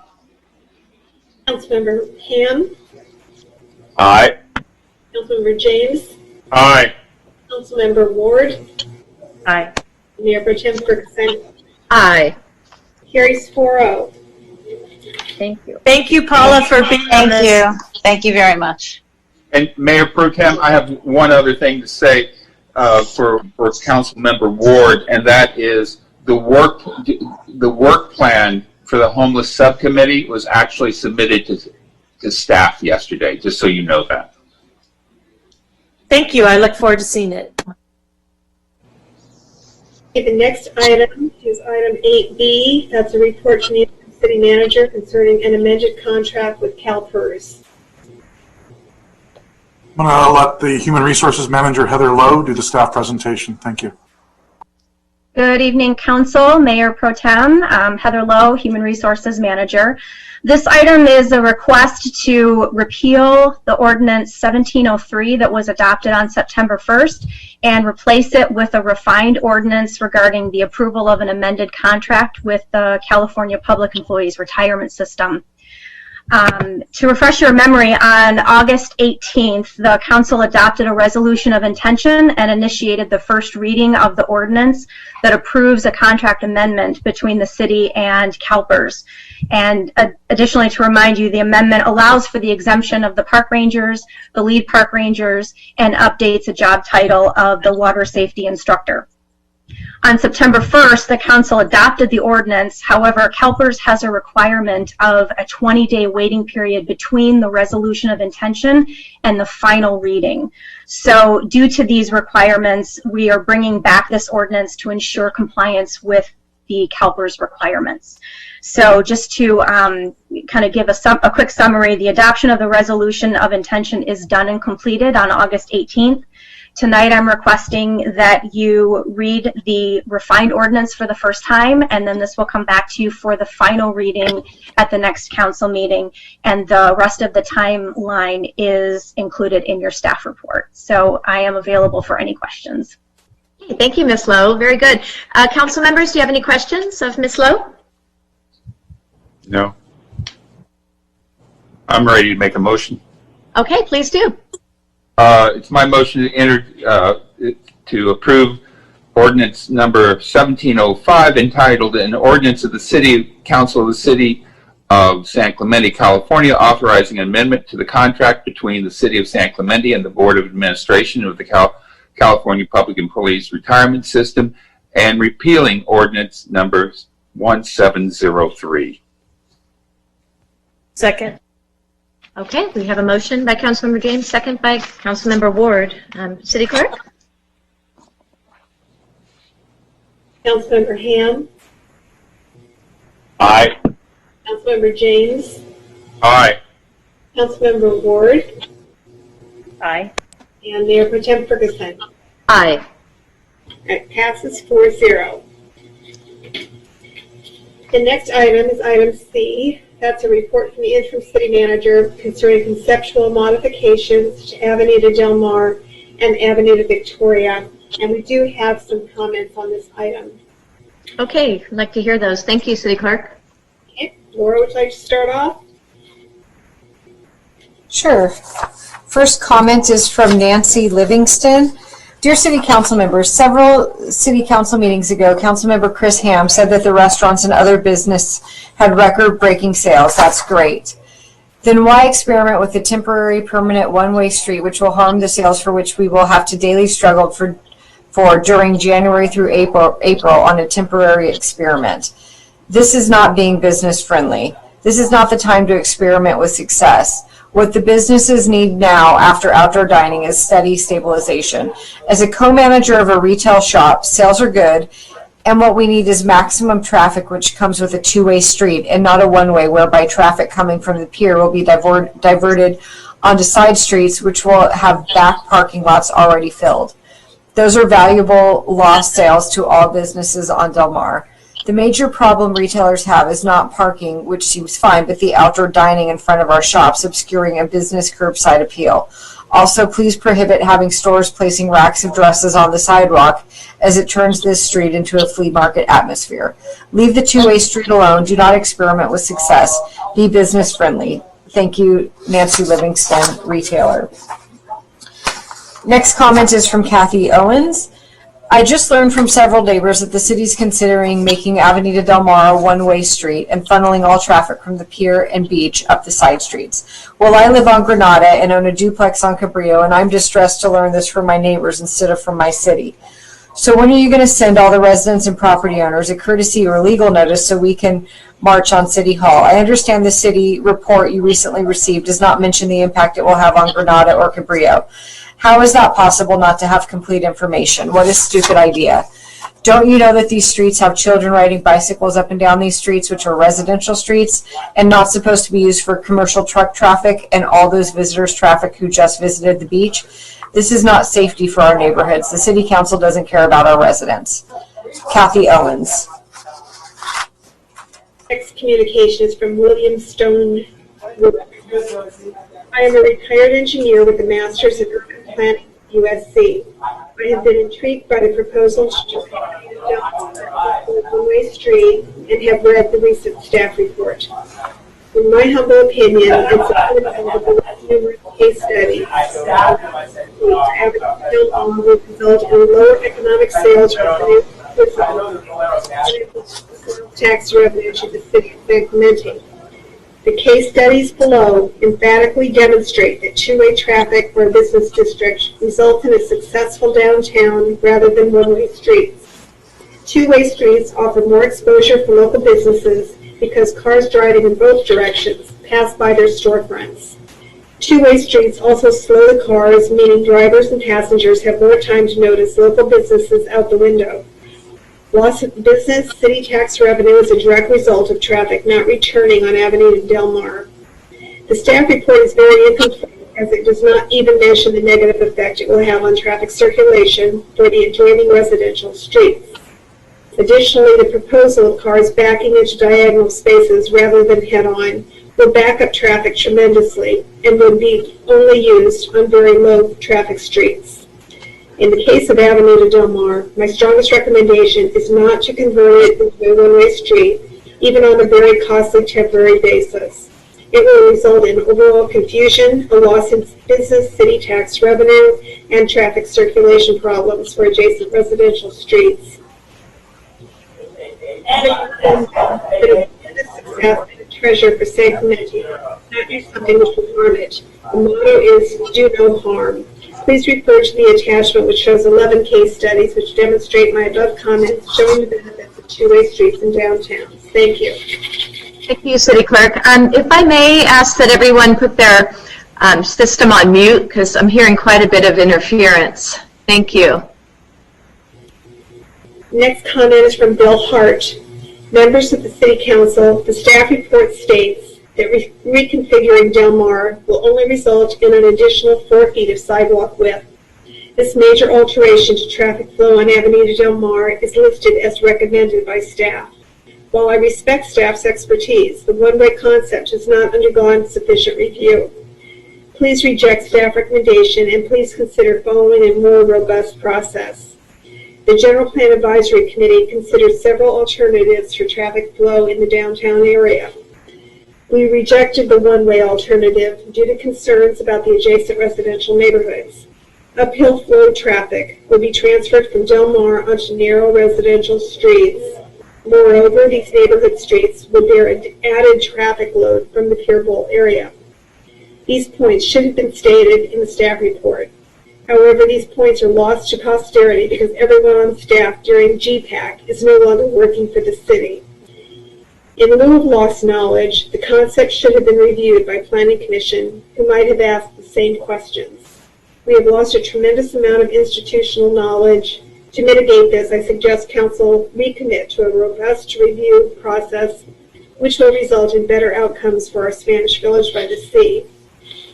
And I will refer now to Laura. I believe I saw an email from Zen Wu just come in.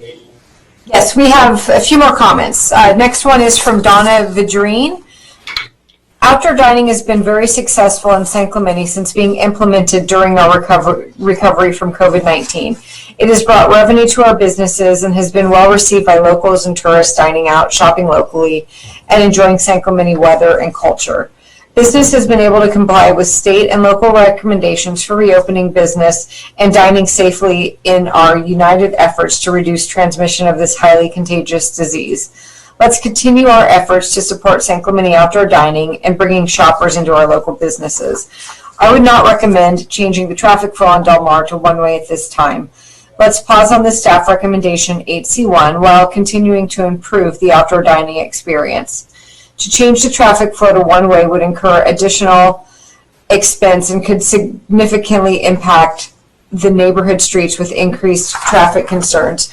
Further study and research should occur before changing the traffic flow to one-way. Next is from, let's see here,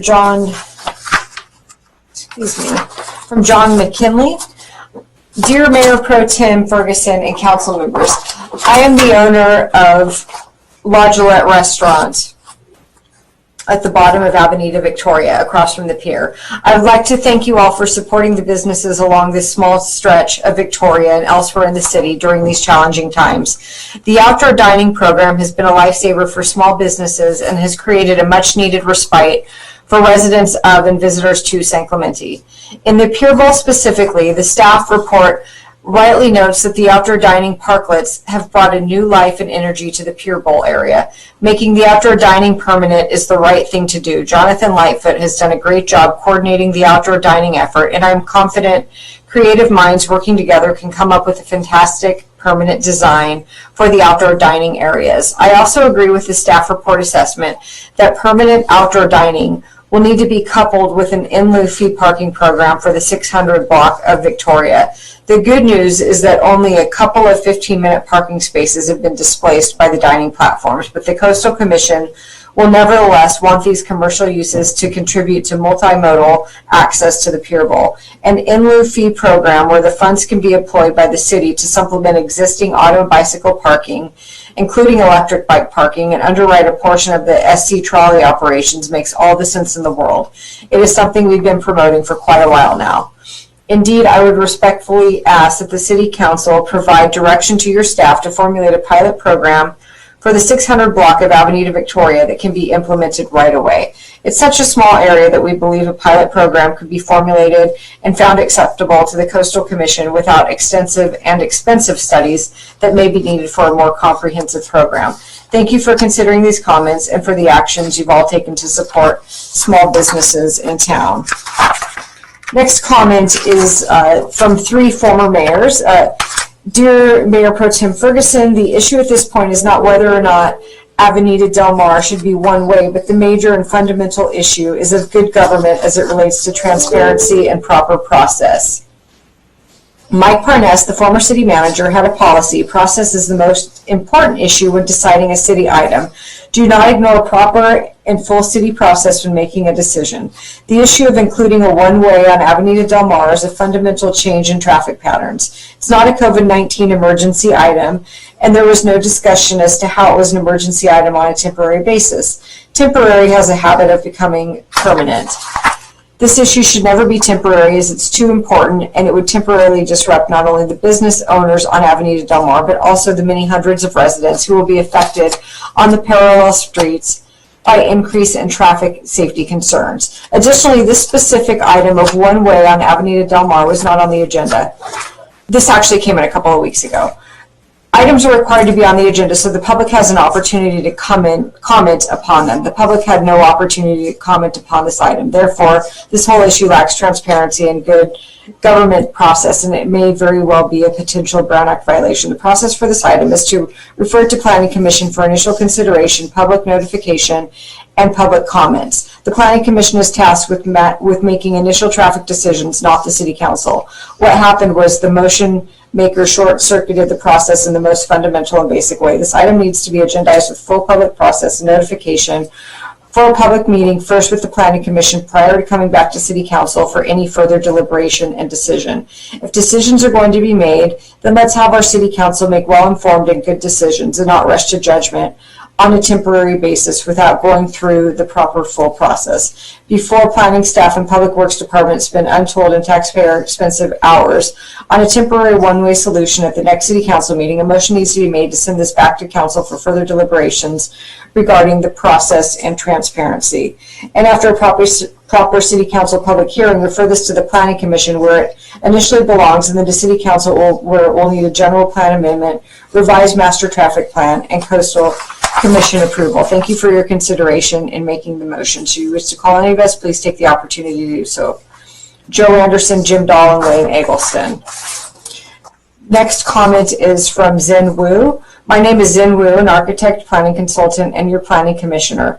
The study of one-way traffic on Del Mar is worthwhile, although the conclusion appears to be that the 4-foot wide gain on each side is not enough to support restaurant use.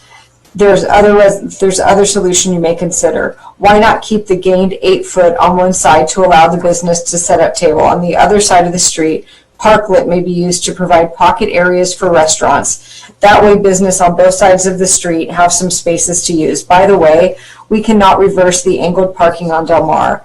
The exhaust will ruin the pedestrian and outdoor dining experience. That leads us to the solution to keep the north side parking intact, to reduce the driving aisle to 20 feet, and to reconfigure the south side parking. The result is that south side of Del Mar get extra 7 to 8 foot sidewalk space for outdoor dining, while north side keep their pockets for dining. Please have the staff continue to explore the design in order to help the businesses and to bring more vitality to our downtown. Thanks. Zen Wu. Next comment is from Camille Wyatt. I'm all in favor of businesses expanding their business during COVID on Avenida Victoria at the pier. I don't believe it's worth doing for up to $715,000 of taxpayer dollars. Our city cannot afford that right now. That is a burden that should be shared by those businesses that benefit financially from such an endeavor. Please vote against this item. $750,000 for one sidewalk on one street is way too much. And we have one final comment from Ryan Bork. Changing the traffic flow to one-way on Del Mar is a horrible idea. Businesses will lose revenue, and this will divert traffic onto smaller residential streets. This is a poor recommendation from staff. That's all I have for public comments. Okay, thank you very much, Joanne and Laura, for providing the comments. And do we have staff here to be presenting on this item? Yeah, Mayor Pro Tem, Eric's son, Jonathan Lightfoot, the city's Economic Development Officer, will give a staff presentation. Okay, very good. Thank you. Good evening, Mayor Pro Tem Ferguson and Council again. This item is a follow-up on a request from the Council regarding additional business support considerations in the downtown business district of the city. Council directed staff to evaluate potential expansions of pedestrian opportunities, specifically a temporary change of Avenida Del Mar into a one-way traffic flow, as well as a potential future CIP project for a permanent sidewalk expansion on Avenida Victoria in the Pier Bowl. For the first piece of this, the temporary project at Del Mar, there would be temporary repainting of the roadway and additional curb stops as needed. The implementation cost would be between $56,000 and $71,000, depending on the design of parking. Because Orange County Fire Authority's standard for a one-way drive aisle requires 20 feet, the plan does not really help to recapture parking, which staff believes was the intent of council in pursuing this design option. So after reviewing that, staff did have the concern that we're not effectively recapturing parking, along with one other primary concern that the wider drive aisle could encourage higher speeds along Del Mar. While staff does have some concerns with these potential one-way orientations, we have continued to receive communication from the community, especially the business community, urging the city to continue to explore options to implement long-term pedestrian improvements downtown. Please note that there is a scheduled CIP project for pavement rehabilitation and electrical systems on Del Mar, currently scheduled for January of 2021. If the council does choose to implement a temporary one-way, I do ask that you also indicate our horizon timeline so that public works staff can appropriately plan for that project. If council chooses not to implement this temporary orientation, staff would also appreciate direction on whether this January CIP project for Del Mar should be rescheduled to January of 2022 to allow the existing outdoor dining spaces to remain in place. That could look like a continuation of that item for discussion during next year's budget process. The second item discussed in the staff report is the expansion of the sidewalk at Avenida Victoria. The staff review for Avenida Victoria provides preliminary information on what a permanent sidewalk expansion could look like and what a range of potential costs or issues would be associated with this project to assist council in determining whether to direct staff to take next steps, such as incorporating this potential project into the formal CIP process next year. Engineering staff prepared two alternatives that were in your staff report as attachments for the sidewalk widening. One alternative was a full expansion from Coronado Lane to Monterey, which would cost about $725,000. The second alternative would reflect the areas currently being used by food-oriented businesses, and this plan is estimated to cost around $415,000. Staff did provide alternative considerations within the report as well on that topic of pedestrian area improvements should council want to further explore options such as expansion of sidewalks on El Camino Real or a permanent parklet program. That concludes the staff report. Staff did include in the recommendations the following for council consideration. Staff recommends that the City Council consider implementing a temporary one-way traffic pattern for Avenida Del Mar during the local emergency in response to COVID-19 and provide direction to staff on the duration of the temporary alignment, should they choose to move forward in that direction. Number two, staff recommends that council direct staff to incorporate any of the above mentioned capital improvements into the formal CIP process for future budget consideration and planning. And finally, initiating action on either of the additional consideration alternatives as referenced in the staff report. Thank you. That concludes the presentation. I am available for any questions, as is our Public Works Director, Tom Vonnegut. Thank you. Okay, thank you, Mr. Lightfoot. Just listening to a couple of the public comments tonight, is there a reason that this bypassed the Traffic Commission, which is also our Planning Commission, before bringing back to council? Sure, that's a good question, Mayor Pro Tem Ferguson.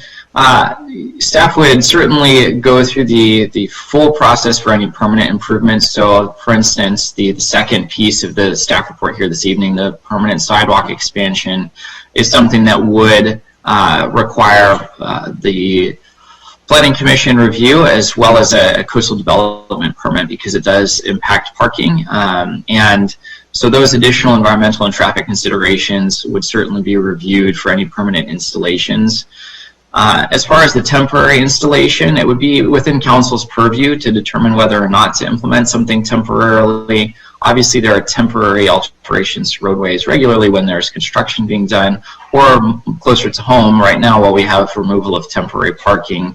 And so the temporary portion that is associated directly with the local emergency right now would not have to follow that process, but councils could certainly direct staff to work with the Planning Commission to further evaluate the temporary one-way alignment if there is interest from the council in going in that direction.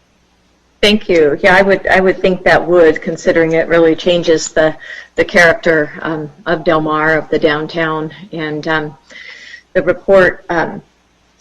You know, I don't see that it took into account the impacts to the businesses and the neighborhoods in its entirety, and also the revenues. Like, does the city get more revenues if this change is made? Do the businesses, number one, do they do better? I'd like to see that come back. But anyway, but those are my, I'm kind of deviating discussions. So thank you for responding. My next question was the CDP, so thank you for addressing that one regarding Coastal Commission, Mr. Lightfoot. Council members, do you have any questions or any clarification from staff? Yeah, Jonathan, hey, this is Chris. I have a couple questions. How come lease amounts, if we were to go ahead with options 2 and 3, weren't discussed in the staff report? My apologies, Chris. Could you please repeat that question? Yeah, so if we went with the expansion of the sidewalk area on Victoria and El Camino Real, how come lease amounts and what we lease back that space to those businesses isn't included in the fiscal impact? That's a good comment. So that would be something that is, let me take it one step back and address another item that's on the future task list for staff, and that would be the in lieu parking fee. It's something that council has reviewed in the past, and we have a section of our code that establishes an in lieu fee, but the specific amount has not been established by council. So that's something that is on the work list for council or for staff currently, and that's something that would be factoring in. So you're right that projected cost could be ameliorated by the implementation of a fee of some sort, where the city would lease back a portion of or lease back those spaces that are public spaces being utilized by private entities. But since we don't have an adopted fee as a starting point from council at this point, it's difficult to judge how that would impact the overall cost. Jonathan, first off, let me just apologize for not bringing this question to you beforehand and catch you on the spot. But I think my question got a little confused there for a second. So the envision, the plan for Victoria and El Camino Real, if we were to go further with these expansion of outdoor dining areas in those locations, of course they would cancel out some parking in Victoria. It cancels out loading zones on El Camino Real. It cancels out parking spaces. I understand what you're talking about in terms of in lieu fees, in terms of expanding your dining max capacity. But on the flip side, that's public land, and so therefore we would be leasing that land on a per square footage basis, just like we do in other areas of the community. And so I guess in your answer, you're telling me the staff hasn't taken a look or considered that at this point in time. So that would be something, I guess, in the direction that I would give so that we can recoup some of the costs moving forward with the CIP. So I guess I just answered my own question. But thanks for putting together a great report, and that's my only question. I'm ready to deliberate. Okay, Councilmember James appears to have a question of staff. Could you unmute your device? Thank you. Perfect. So Jonathan, the lease back, that was my number one concern as well. Chris has already addressed that, but I think that's something we need to conceptually put together sooner rather than later, because across the board in a post-COVID environment, I think we would want to start capturing those revenues. Did I understand you? So I have a couple questions. Did I understand you? There will be no recapture of parking in this scenario?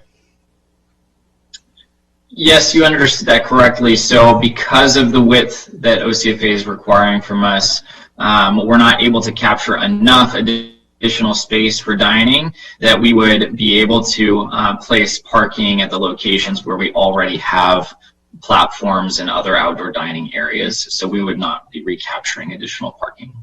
Okay, and that came as a result that was OCFA's number one concern. That is their drive aisle width standard, correct? Okay. All right. Thank you. Thank you very much, Jonathan. That's it for me. Okay, thanks, Councilmember James. Councilmember Ward, do you have any questions? I don't have any questions. I don't think. I'm waiting on deliberations from council. My only comment before we start is I don't think that we can have parking spaces that you back into. They have to be pulled in. That's just too new wave for Del Mar. That's my only comment. So I'll wait for deliberation. Very good comment. I agree. All right. Well, thank you, Mr. Lightfoot and Mr. Vonnegut. Appreciate your report and input. Okay, let's go ahead and discuss this. Who would like to go first? Yeah, look, I have one more question to staff. My apologies. Scott, are you on? Okay. Fine. Scott? No, I was muted. Yes, I'm here. Can you hear me, Hey, Chris? Scott. So, yeah. How tight are we to those development standards in terms of lane width that Jonathan was speaking of? Do we have the ability to modify those lane widths? No, there's a Caltrans standard that we've got to meet as augmented by OCFA, and so we need to stay within that standard to take advantage of design immunity if an accident were to happen there. Can we determine if Caltrans has different standards than the OCFA?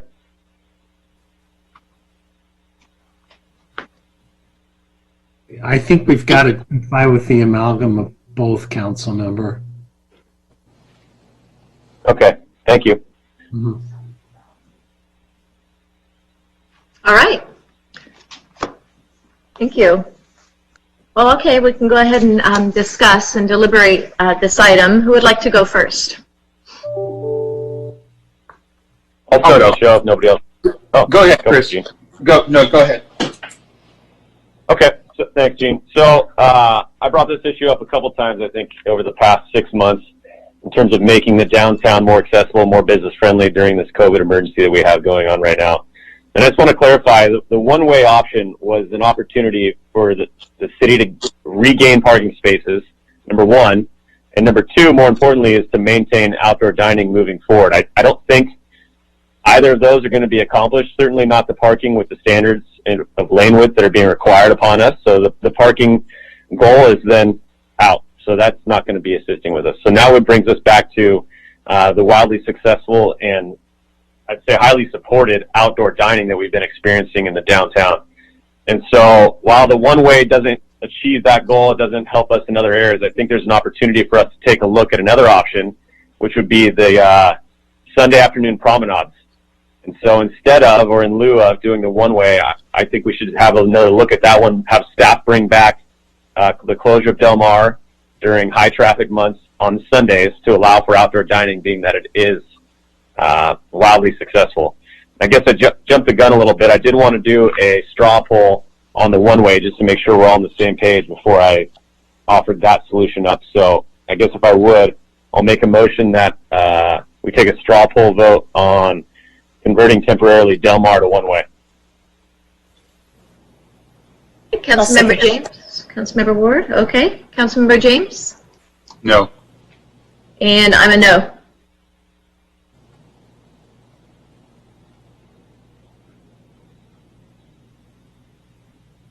So we had 2 no's? Yep, 2 no's and 2 yeses. Okay. I don't think I voted on that, but I made a motion and it was seconded. Well, So feel just free to vote clarify. on it. Very good. Okay. Perfect. So being that it failed. Sorry, If I go could ahead. just give you my rationale for a no. I'm concerned about the residents. I'm concerned about the return traffic on Cabrillo and Granada. I'm concerned that the traffic is not returning back up Avenida Del Mar, where they may have an option to stop and shop. I think this was a worthwhile exercise to look at, but after not recapturing parking, OCFA's concerns, I'm not going to be in favor of this. Additionally, I wish we had an environment like Forest Avenue in Laguna, where we could just block off the street and basically have a great European-style promenade. But that's not Del Mar, and that's not the Avenida Del Mar. And so, Chris, I think it was a great idea. I think it was a great thing to look at. I just can't get behind it for those reasons. Yeah, Gene, I don't think I'm arguing either way. I was just trying to look at something that was going to be business friendly. I think we're all on the same page here. That I want to clarify for the vote, or for the record of the straw poll, there was 2 no votes, and Kathy and I didn't register a vote. So I completely understand. I think we're all coming this from the right direction. I am, however, going to be supportive of the expansion on Victoria and the expansion on El Camino Real. Both those, if you look at staff's recommendation, is to incorporate them into the CIP process next year. And then with my motion, I'm going to include that staff come up with a plan to lease back that square footage as well. There's already some areas in town where we lease open space to businesses in this community. I personally know I've been a part of at least 3 in my time on council. So we have past practice to look back and see how we do that. And I would think that the parcel along Victoria across the street from the ocean would go for a pretty penny, being that it's ocean view dining in that location. So with that, I'll yield the floor to everybody else. And if there's no more discussion, I can make a motion. I'm going to back you up on what you said. I think we really need to look at the expansion of the sidewalks and how we're going to do that, how much revenue we can capture from that. And I'd really like staff to come back with a proposal to us, not even a proposal, but just conceptually what they think the fair market value would be of leasing that space per square foot. Thank you. Yeah, Gene, and so we'll throw that into the CIP process. Our process this year in your time on council has been severely modified due to COVID, but typically in the CIP process, you'd have something that would outline generally those issues, and when council directs staff to move forward, then it comes back in full detail and goes through the process as discussed this evening by some of the speakers. So I'm completely supportive of that as well. Thank you. Councilmember Ham, can I ask you a question? Sure.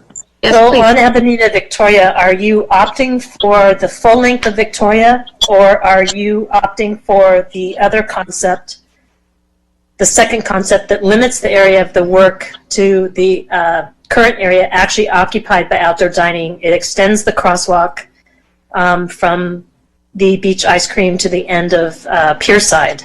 This allows additional sidewalk space in front of the major food businesses while leaving a loading zone in place and a couple of parking spaces. So which concept are you saying for the Pier Bowl, number 1 or number 2?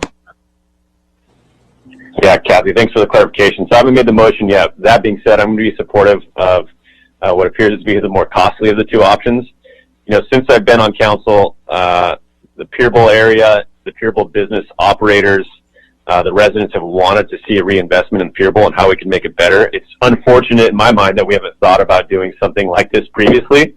Having experienced outdoor dining on a few of those businesses now since COVID, I've realized that the opportunity there is tremendous, and it's unfortunate this took us this national emergency to figure out what would be best for the community in this area. And I think spending a couple extra dollars that eventually will recoup not only in sales tax revenue but also in lease space.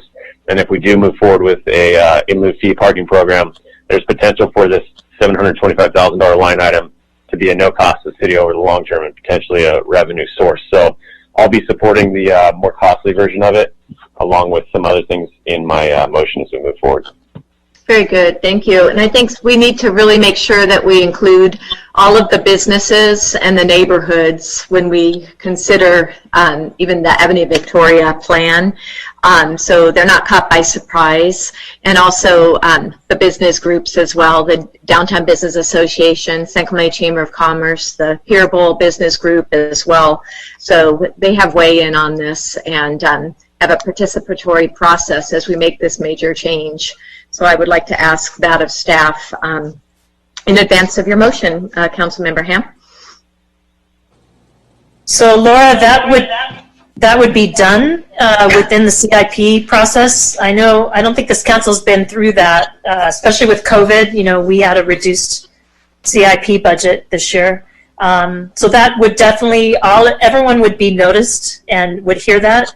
The only other question I have, so, you know, I would agree if we're going to modify El Camino Real and the Pier Bowl area that we should go with the full amount of what we can do. And then, of course, as we go through the process, it can always be modified. So I would agree to number 1 concept in the Pier Bowl area on Victoria. The one thing that I want to point out, one of the considerations is we're not going to go with the one-way on Del Mar. The other option the city can do on page 3 is to maintain the outdoor dining program in a manner that is not reliant on capital improvements that we were talking about. Through a zoning amendment and development of a formal parklet program, which would take several months to process, the city council could establish parameters for an annual program to allow on-street dining.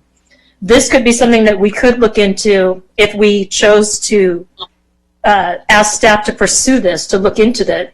Because once COVID ends, once the state of emergency ends, all of this outdoor dining is going to go away. And that's what the public needs to know. I think the council, we need to be ready for that. So I would be interested in pursuing this that we see on page 3 to look at maybe an annual program when the weather is nice, you know, or only in the summer months. You know, we would decide that along with the DBA what we could do. But I think we should do that and opt for it, because they'll look at a parking program and study that as part of how to balance this if we went to an annual program. So I think that needs to be in the motion also. Otherwise, this outdoor dining is going to go away as soon as the state of emergency goes away, which I don't think is anytime soon, but just when I think everyone's going to get to in the swing of this, it could happen this next summer. I mean, we don't know. So I think we need to consider that. That's my last comment. You could. Very good, Councilmember Ward. And we as a council can, of course, propose outdoor dining and make those changes after COVID, should we wish to, or even start a process now, if we want to do that. So that's something that we can change. And some positives have come out. You know, you always have to look at the silver lining, and COVID the silver lining is we learned, you know, people love the outdoor dining. It's just such a beautiful experience for everyone. Really brings the community together. So that's something that we can, as a council, pursue as a permanent change in the future, should we wish to collectively. And I think we need to head in that direction of permanent outdoor dining. Agreed. Because even the winter, even looking at the winter months, we still have nice days. You know, we still have great time for lunch outside and even early evening outside. So I think we need to continue to move towards outdoor dining, and we probably need to put in place, going through the planning commission, and so when we do drop the emergency order, that we're able to transcend directly into outdoor dining in a non-emergency order situation. Very good. All right. Hearing no other comments, Councilmember Ham, did you wish to make the motion tonight? Yeah, so I'll do this one at a time. We'll do a motion, a second, and a vote, just so that way we're on the same page, and we don't have to go back and redo it if someone has an issue with any one. So my first motion of the evening is that we direct staff to initiate a parklet program that would coincide with the timing of the COVID-19 emergency, so that way when it's ended, we can initiate the parklet program. Now, motion includes sending it through the proper process to make sure that it's vetted out. I'll second that. Okay. Thank you. City Clerk, should we be taking a vote for each of these sections that are being proposed by motion by Councilmember Ham? Sure.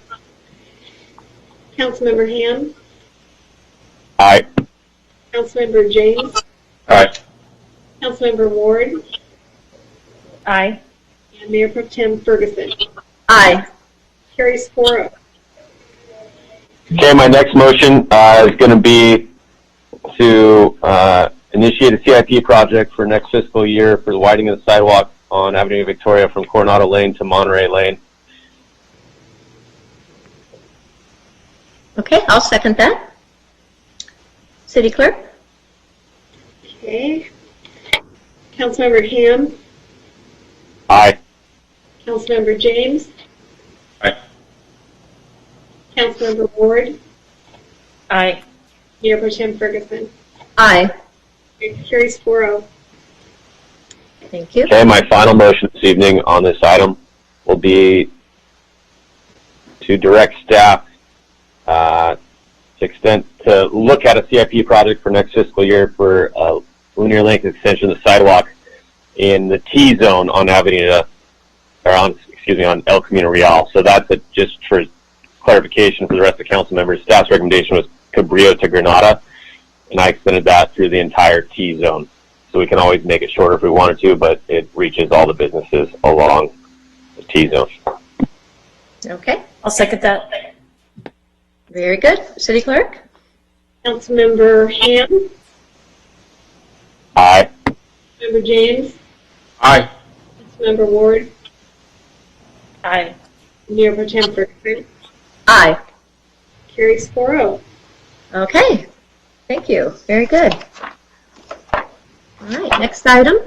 My only question is, do we need a motion to ensure, in regards to the one-way traffic pattern, that we're not going to go in that direction? I don't believe we do. I don't believe we do. We're good. We're good? Thank you. Okay. Thank you, Councilmember James. Yes, thank you, though. Okay. Mayor Pro Tem Ferguson? Yes. May I just interject one final question? This wasn't a specific portion of the recommendations at the end, but we do have that CIP project currently slated for January of 2021. Could the council provide staff direction specifically on whether that CIP project should be deferred for consideration to potentially be continued until 2022?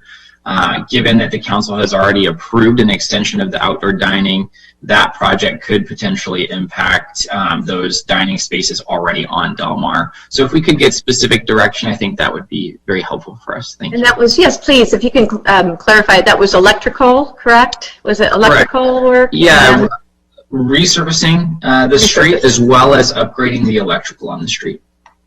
Mm-hmm. And do you see there'd be any kind of impact to the outdoor dining doing that? There would be, yes. Okay. So anyone who had built a platform would have to disassemble that during that time. And City Engineer Tom Bonnie gets on. If there are any questions about the timeline of how long that project would take, he would be able to field those. Okay, well, I'd certainly support deferring that. Council, what do you all think? Defer. Okay, defer. Council members Ward, Ham? Yeah, I was going to second your motion, but I'll just say defer as well. Okay, we'll defer. And Councilmember Ward, do you agree? Yes. All right, thank you. Thank you, Mr. Lightfoot. Great question. Glad we got that taken care of. Okay, moving on to new business. First item is the warrant register and payroll. Okay, let me see here. Okay, I had a question. Let's see, I'd like to pull to the warrant register for it's number 9A1-10. It would be warrant register for 10. Oh, hang on here.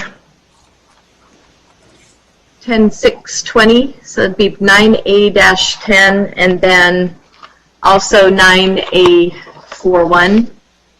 They're both dated 10/6 for this meeting, but they're paid. Let's see, the first one is paid September 11, 2020, and the page number is, again, 9A-1-10.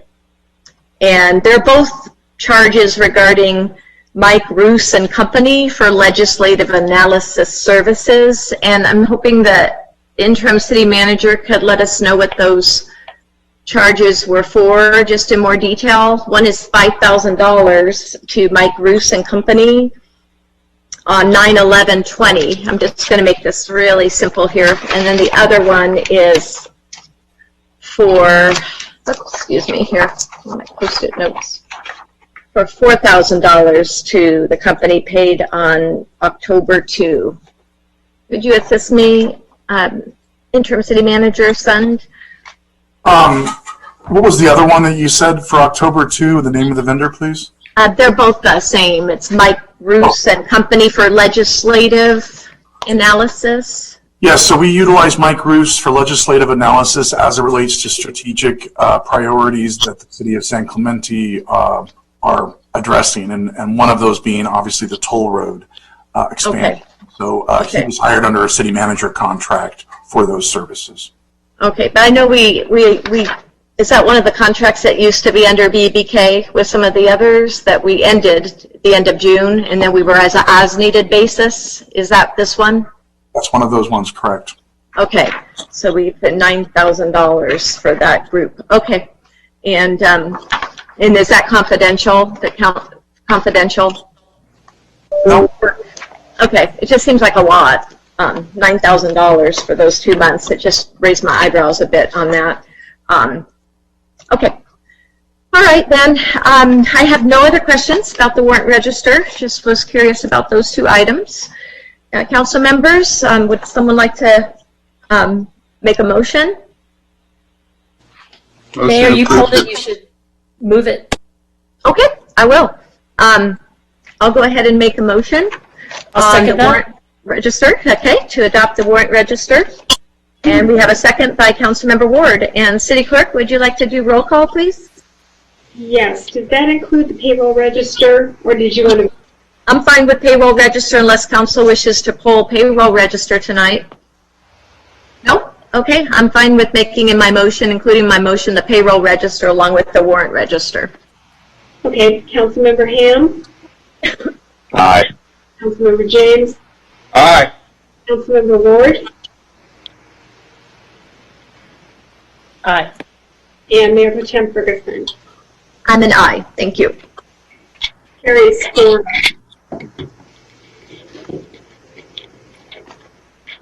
Okay, the next item is report from the city clerk concerning the possibility of approving temporary procedures for receipt of public comments during the COVID-19 emergency. Since the onset of the COVID-19 emergency, the City Council as well as City Commissions and Committees have been conducting their meetings via Zoom, and we have been receiving emails for the most part, as well as some letters for what items should be read at the meeting. And to avoid some confusion that we experience occasionally as to where the emails are being sent and what the intent of the sender is, we are proposing a central repository where people can go onto the city's website and enter their comments. And the people that do that would be required to indicate whether their items are to be read or not read. It will also put the public on notice that their comments will only be read, at least the way we have it proposed, would only be read if their comment is received prior to council or the commissioner committee beginning its deliberations on an item. So that is what staff is proposing.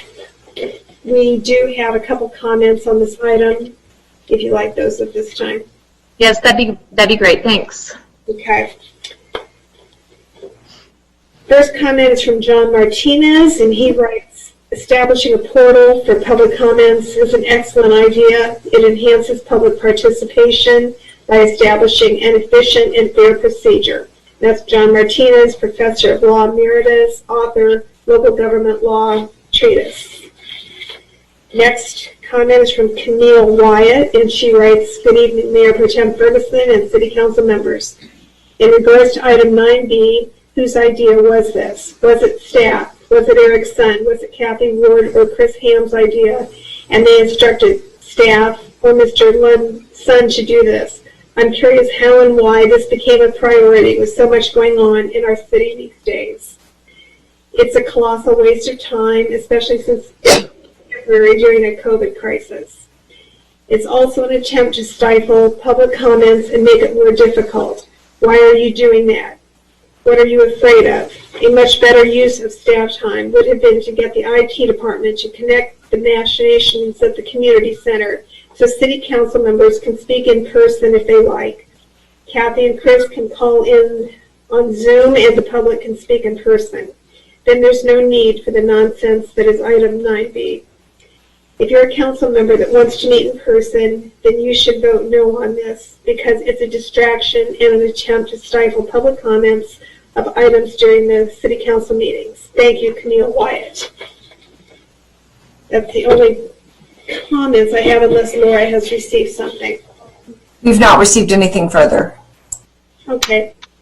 Okay, thank you. I'll answer any questions you have. Okay, thank you. Thank you, City Clerk. And one of the commenters had asked, where did this originate, this item? I don't recall talking about it in my phone conference with Mr. Sun during the agenda review. I can take that, Mayor Pro Tem, City Clerk, if you don't mind. So we, at your last council meeting, we had some confusion with comments that were to be submitted directly to the City Council, and they did not want to be read.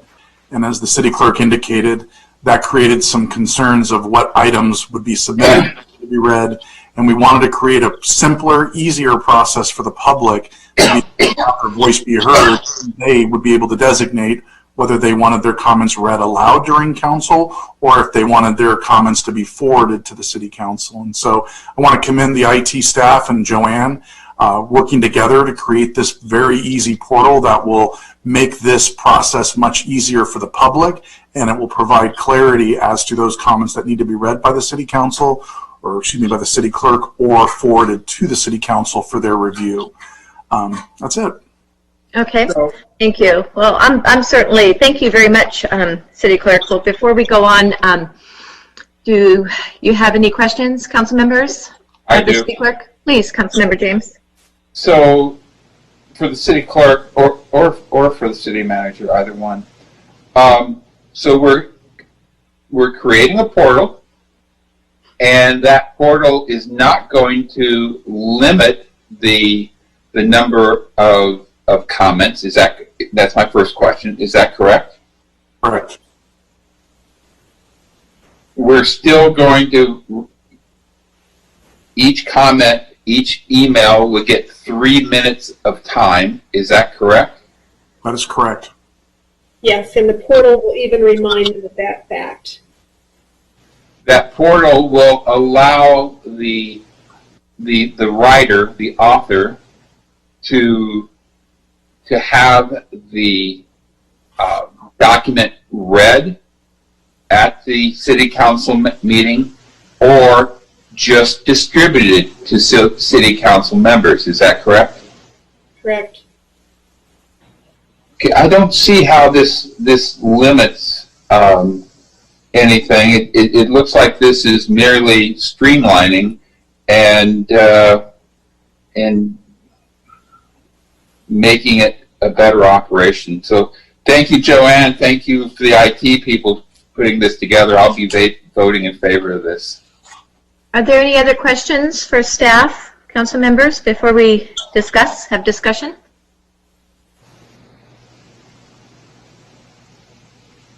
No? Okay, thank you for the presentation, City Clerk, and thanks for your input, Interim City Manager.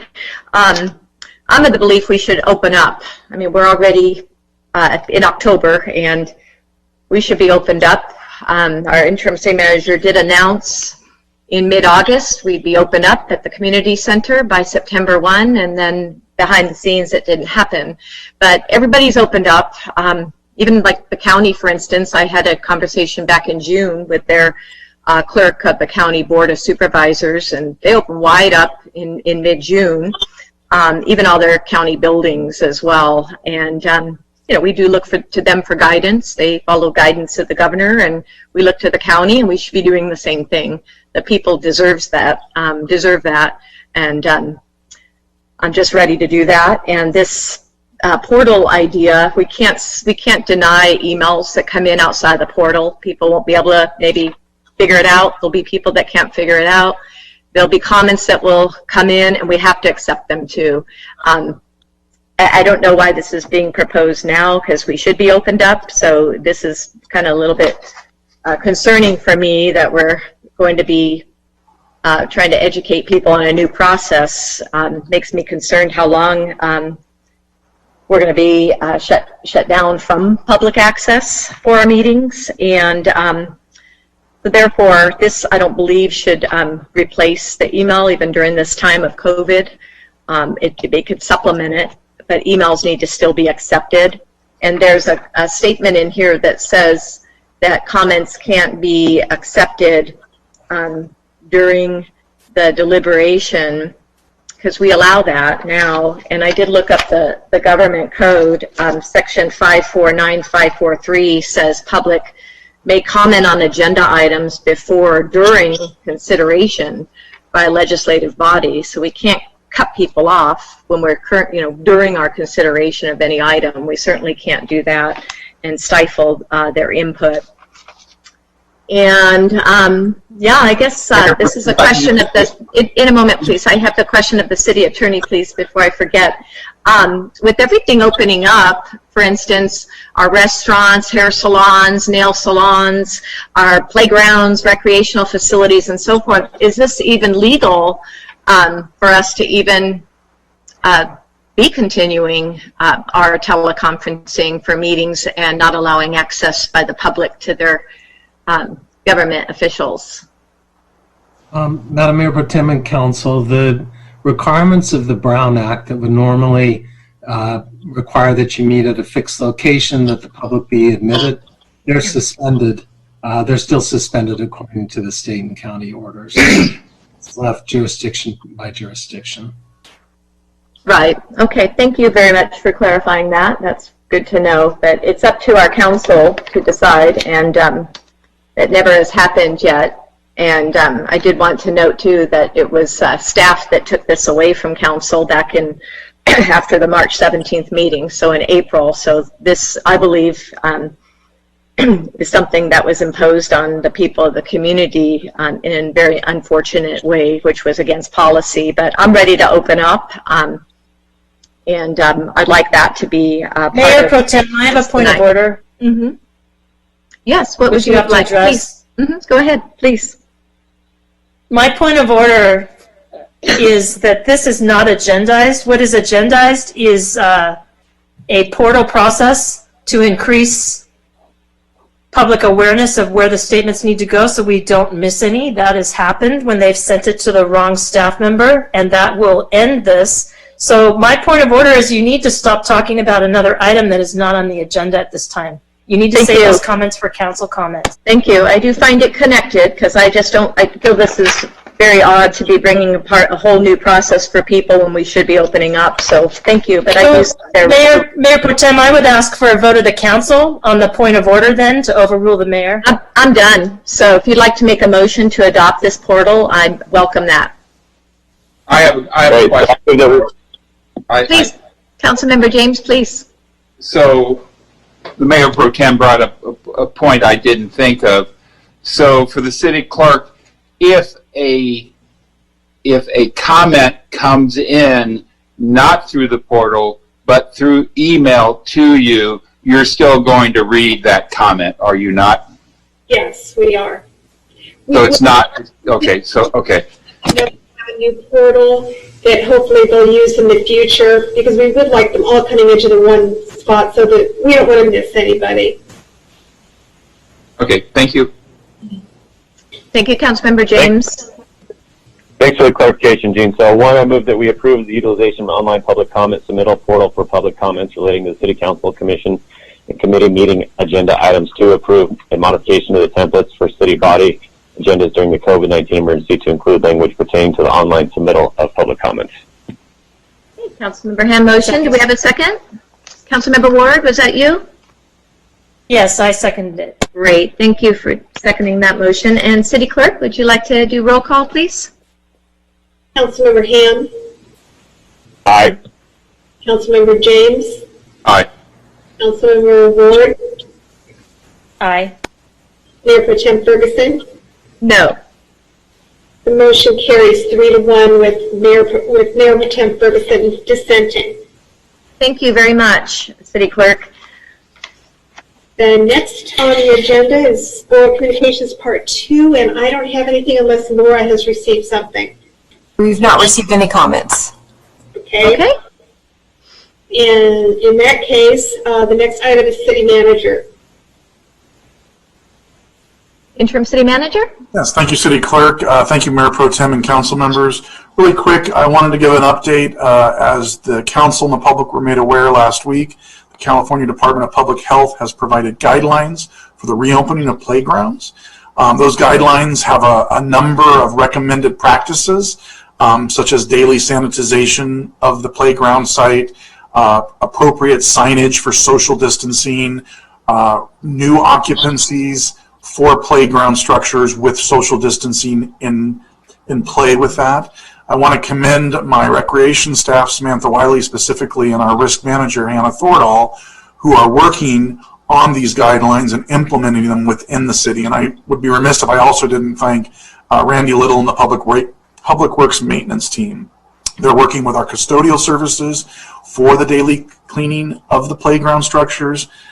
We have opened up this week already Courtney Sandcastle and Linda Lane, and later this week, potentially tomorrow, all of the Talega-based parks, as well as the Sea Summit Park, will be open to the public. And so I know that Samantha's team is doing social media notifications to those to the people to let them know of these things, but it's a great accomplishment that we've got in our parks. And then I also just wanted to give a very quick shout out. Jonathan Lightfoot, Economic Development Officer, has been doing an amazing job working with our business community, both the Chamber, the Downtown Business Association, and other businesses, working both on the item that came before you tonight, as well as other initiatives to help the businesses during this tough time during this pandemic. And so that concludes my report. So thank you. Okay, thank you. Good news. City Attorney. Yeah, Mayor Pro Tem and Council, just this brief announcement. I wanted to mention that a few days ago, the city prevailed in defeating a motion for $600,000 in attorney's fees. And we were happy to report that the trial court ruled in our favor on the city side with regard to that. The case arose over the city's interim plans to create the transitional camp at the Public Works Yard, and then to close that down as soon as we could get a better handle on the effects of homelessness and tending to that in the city limits. There were several parties who wanted to take credit for that closure, and we were able to convince the court that this was all pursuant to a well thought out, well planned, well executed program by the city. The court agreed with us and awarded 0 fees in that case. I just wanted to recognize, if I could, the lawyers who worked on it, Alicia Winterswijk and Ali Tarani of our offices, but also to really give credit to the city council for setting out a real specific pathway in that matter, and city staff for helping us to resurrect and document it so we could show for the court the roadmap of where you started and where you ended up with regard to that interim solution. So thank you for that, for making it easier for us. And that's all I have tonight. Okay, thank you very much, City Attorney. That was a very, very good job. Kudos to your firm and Alicia. I know she had indicated kept the costs. It's been on for some time too. So kept the cost to about, I think, close to $60,000, but it would have been a $600,000 payout had we lost. So very, very good. So thank you for that update. Excellent. All right, City Clerk. The next item is consideration of authorizing the Mayor Pro Tem to join other Orange County cities in submitting a letter to the Southern California Association of Governments objecting to regional housing needs assessment RHNA allocations. We do have at least one comment on this one. Okay, please. I'd like to hear that. Thanks. The comment is from Mara Michalek.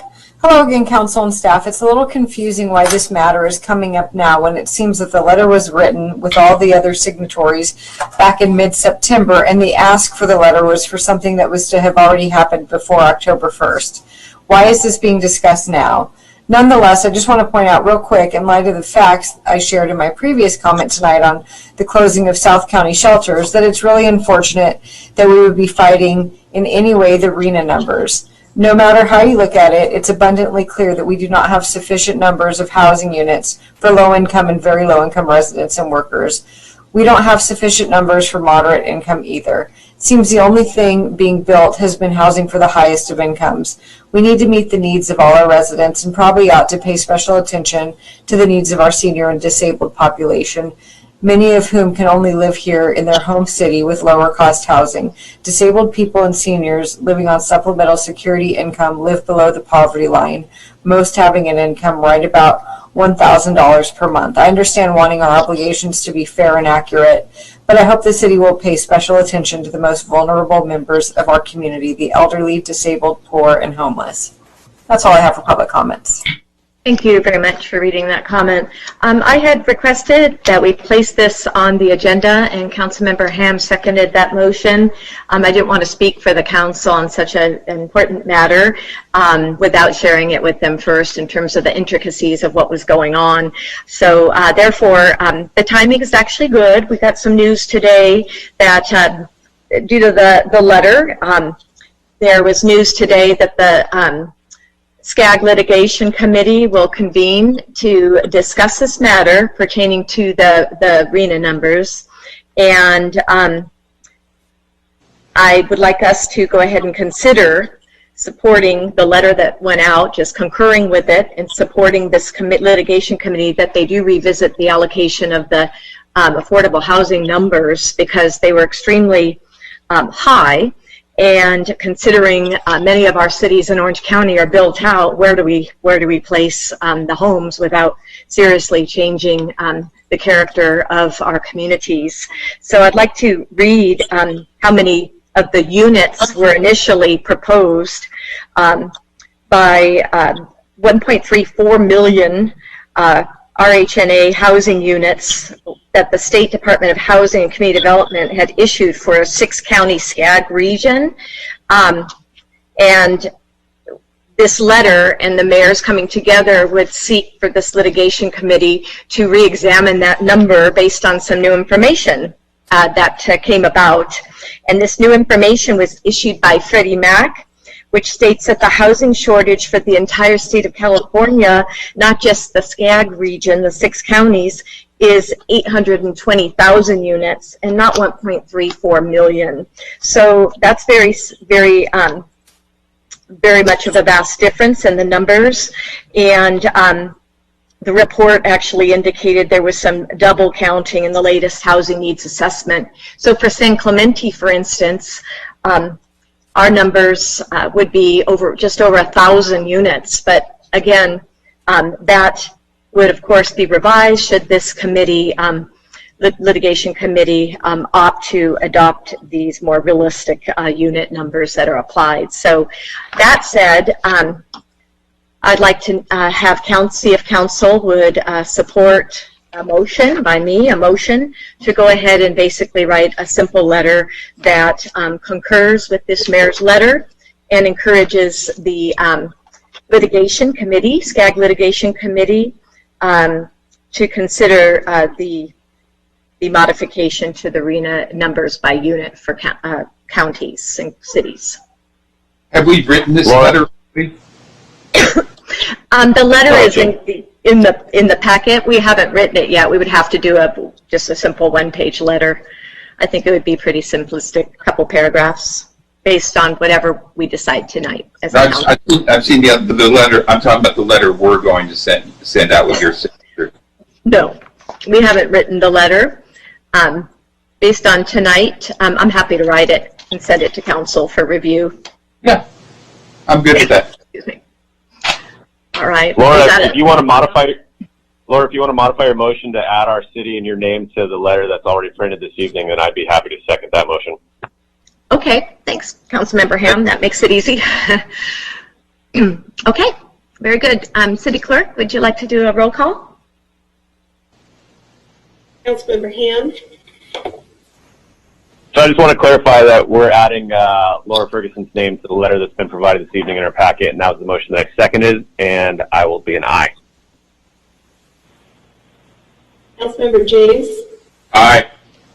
Councilmember Ward? Aye. Mayor Pro Tem Ferguson? Aye. And that carries 4-0. Okay, thank you all. All right, so council member comments. Do we have any comments from council members tonight? I'll hold mine back. I just have a couple brief ones. Who would like to go first?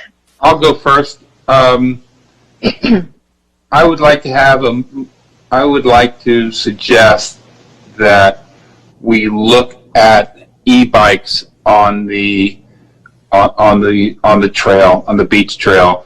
There was a letter earlier this evening in regards to a lady that almost got hit by an e-bike. I witness it all the time when I'm on the trail. I think it's time for us to take some action. So I'm going to have a motion that we agendize e-bikes at our next meeting. I could second that motion. So that's all we need to agendize that for the next meeting on October 20th. Thank you. Mayor Pro Tem, this is Councilmember Ward. Yes, Councilmember Ward. So I have two requests of the council. I would like the city manager and the city attorney to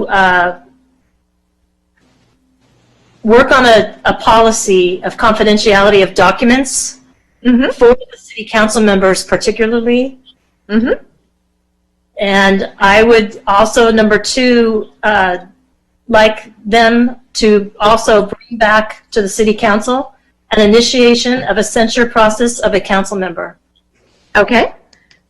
Do we have a second for Councilmember Ward's suggestion for the next meeting? I'll second that. Okay, Councilmember Ham seconded it, and we're good. All right, that will be in the October 20th meeting. Okay. Before I go, Councilmember Ham, do you have any items tonight?